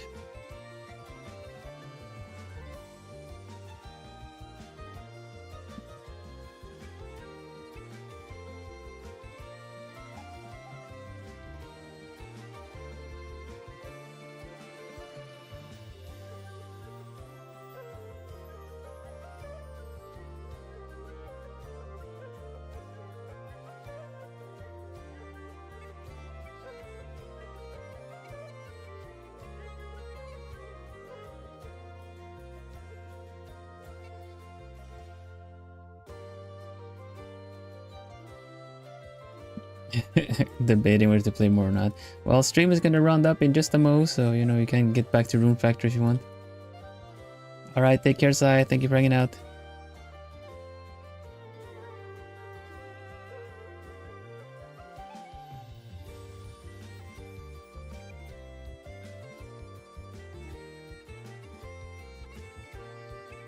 You can leave your question in a comment down in the VOD and I'll check it out after. That you had before, I mean, the question.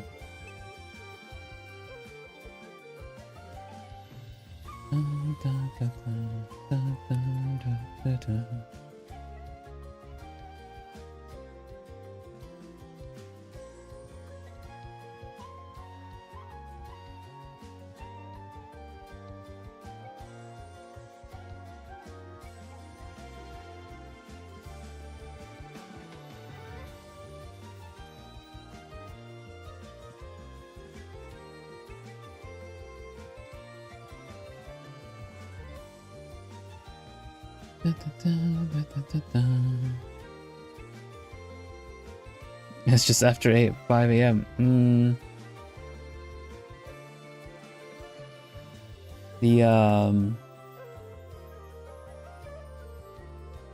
Yeah, that's a good point actually. Rune Factory is as a way to just kind of just one more thing, just one more quest, just one more like field, and then it's really late suddenly. Or in your case, it might be really suddenly early, going from late to early, you know?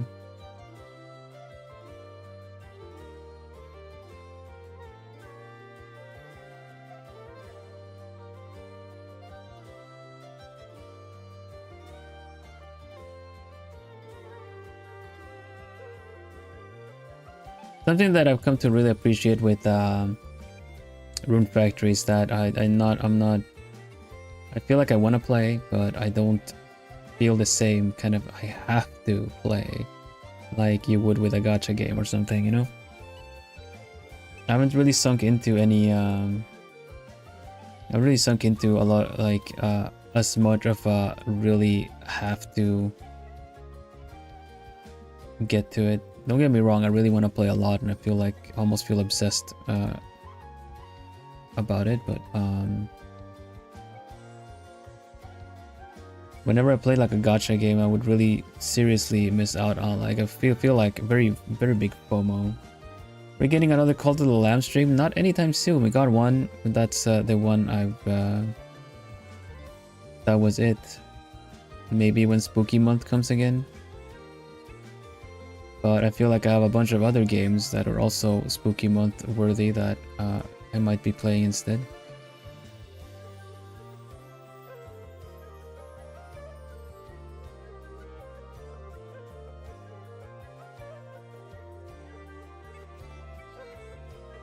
Hello, Munshiro. Hot shift at work. Was it warm? Gosh, please, please, please. Hydrate, rest, take it easy.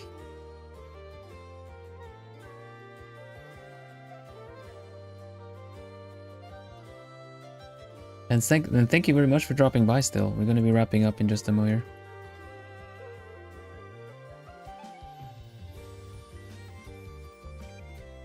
I like how this ended up turning out because we based the everything on what it actually is on the model. You know, we did the guidelines to kind of make sure to incorporate like the distance of like the nose to the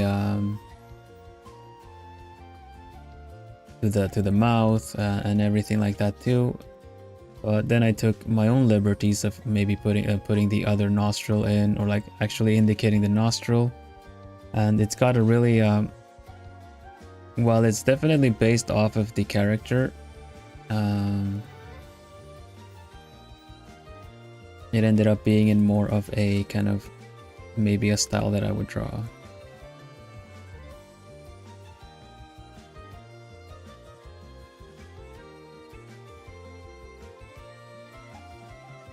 That's kind of what these guidelines are good for. They're just meant to be guidelines that you of course can use to their full extent while you're learning and making sense of things. Essentially, they're there to kind of help you structure up your drawing a bit. Because I think it's really important that if we're drawing a fan art of a character, that we honor what makes the character look like the character, you know?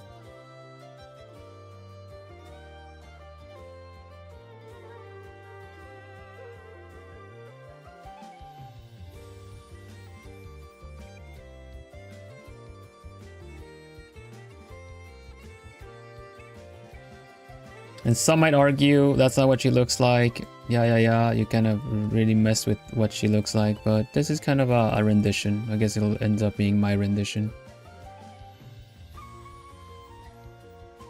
Because of the choice of nose.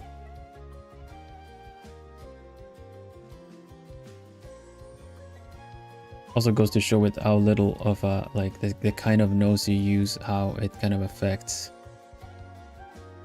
the style.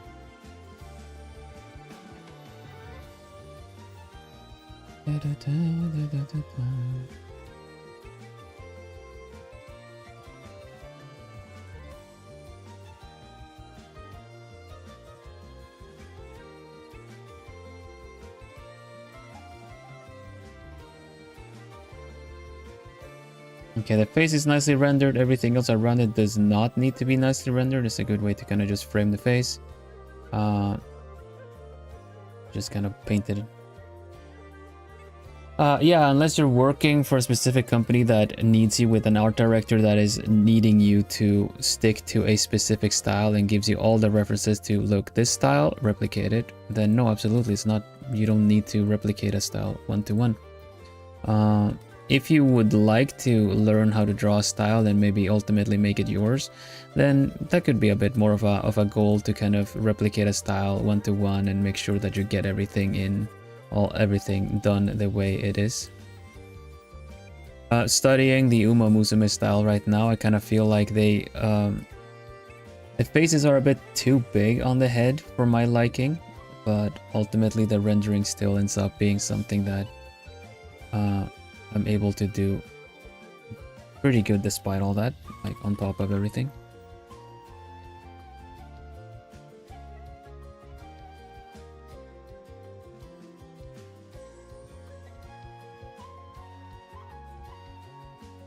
I just think it's really fascinating how, you know, you can be devoid of so many details of the face or whatever, you know. You can be devoid of so much of it as from the character, but because they are in their own ecosystem and where their character style is what everyone looks like, they just look really nice, look really good. you would put them one-to-one to in another, like in a very realistic setting, they would look like they're missing a lot of details on their face. But that is what style is.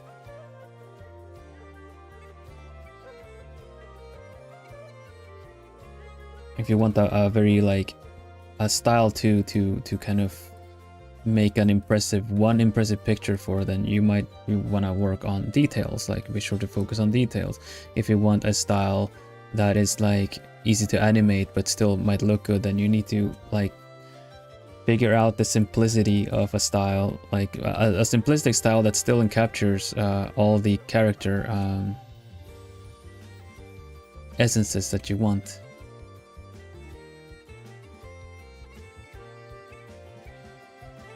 Ultimately, for animation, like character style and details tend to be more down to the kind of body language and animation, how the characters move and express themselves, more so than the details.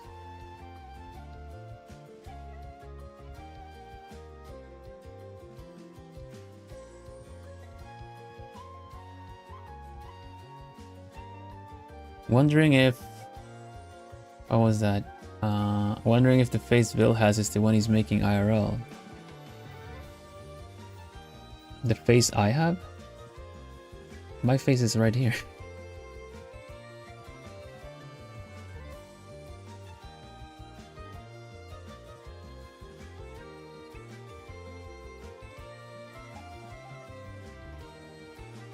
Oh, like my expression, yeah. I mean, it tracks pretty good. If you see me doing like, then yeah, I'm doing that face.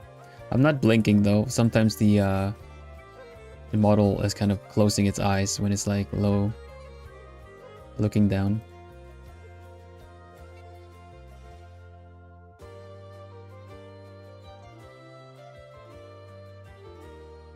Just mainly because it doesn't see my eyes when I like lean down my hair a bit, like my head a bit.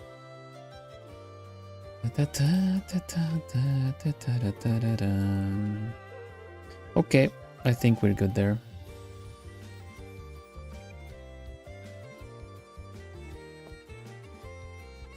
In terms of facial expression, like working in front of a mirror, I have. However, that one kind of comes down to, because I knew some people that would do a lot of like a daily self-portrait as part of their, I don't know, New Year's resolution or something, and they would do so many of them, but ultimately all it was really good for was a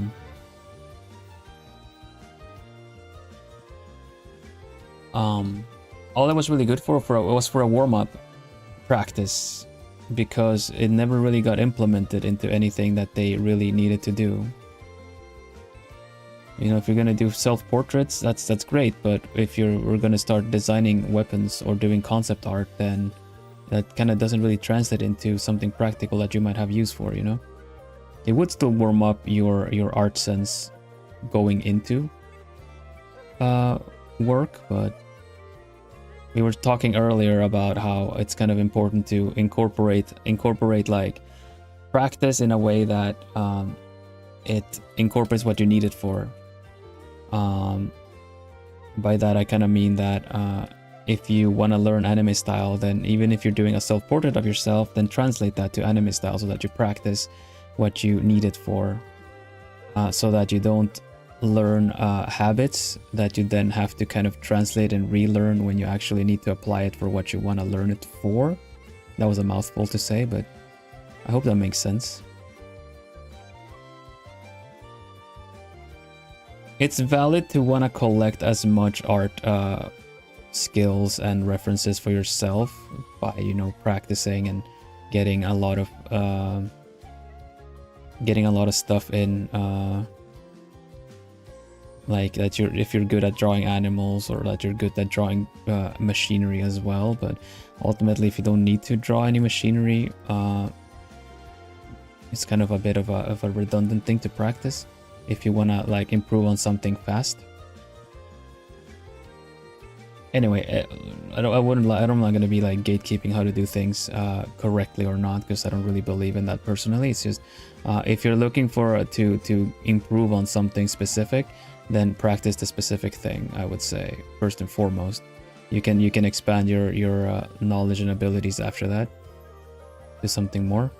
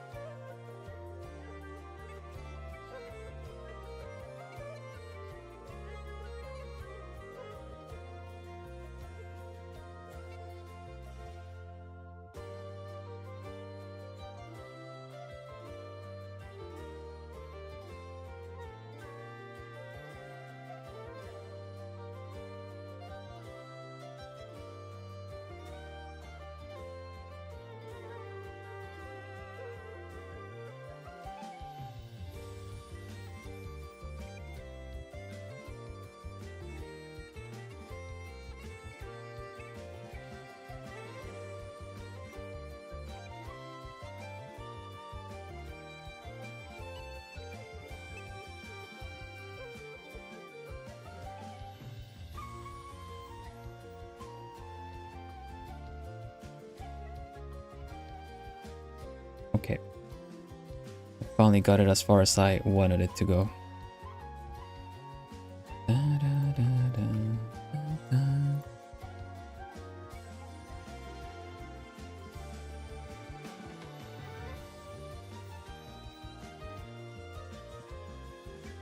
There we go.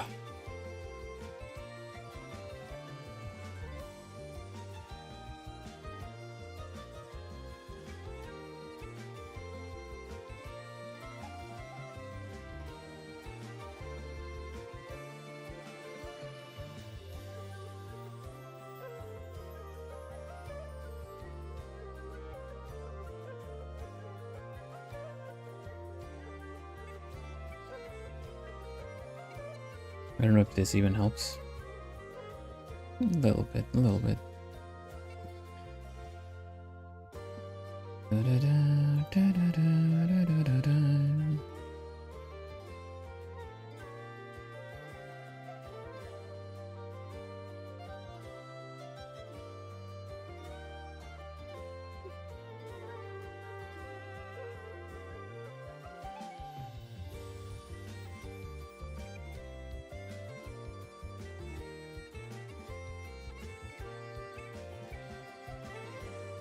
Okay. Wrapping up.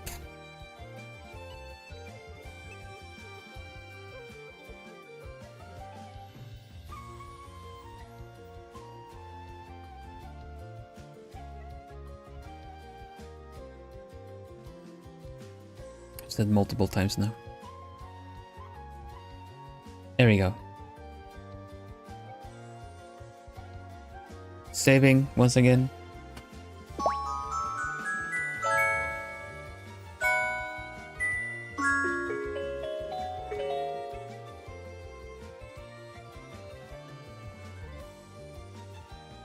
Hutsu, everybody. Hutsu, Hutsu, Hutsu, Hutsu. Thank you so much for hanging out with me.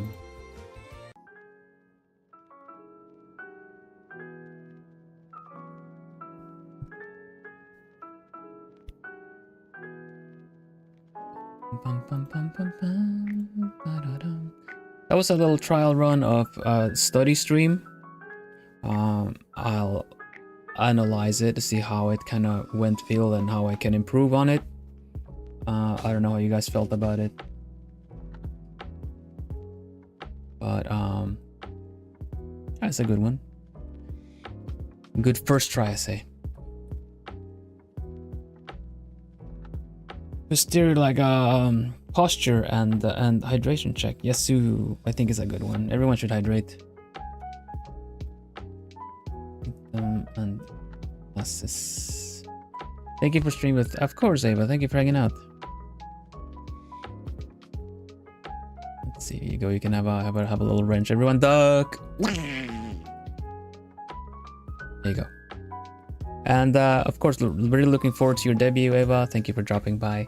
And yeah, that's already next week, isn't it? Hype.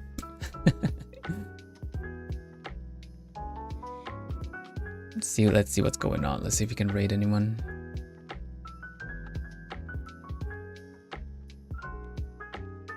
Hello, Pegasus.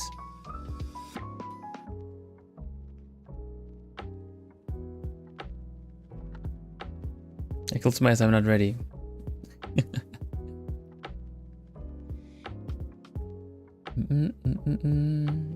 I don't think my live is proper.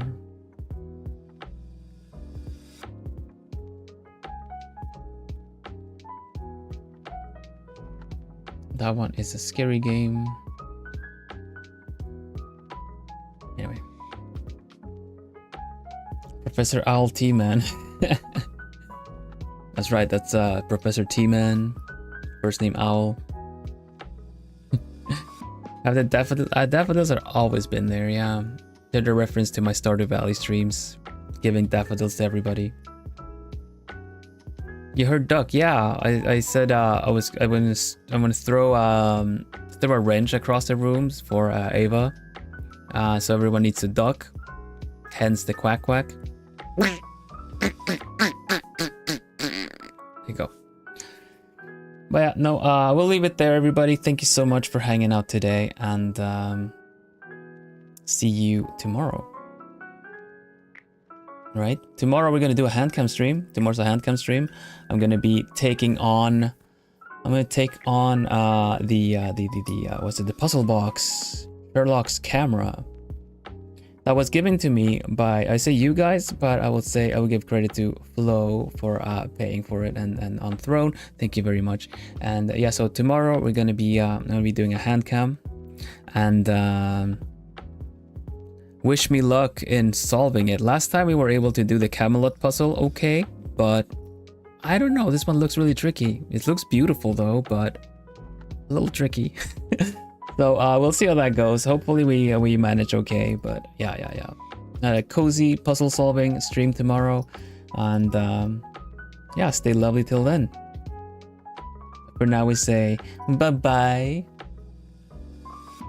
Bye-bye. Bye-bye. Bye-bye. Bye-bye. Bye-bye. Bye-bye. We trust in the almighty wisdom. Thank you. Thank you. We'll see how it goes. Bye for now. Bye bye bye bye bye bye bye bye bye bye bye bye bye bye bye bye.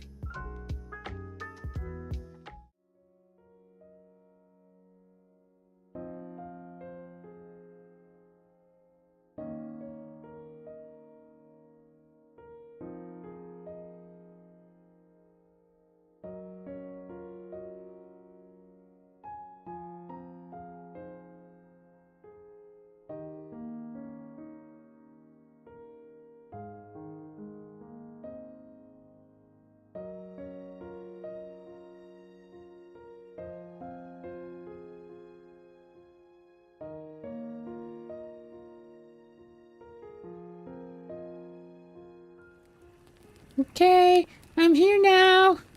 We can start camping. Whoa, we got late really fast. Where is everybody? Wait, they were indoors this whole time? How am I ever gonna have a hoot afternoon like this? Oh well. Hoot afternoon.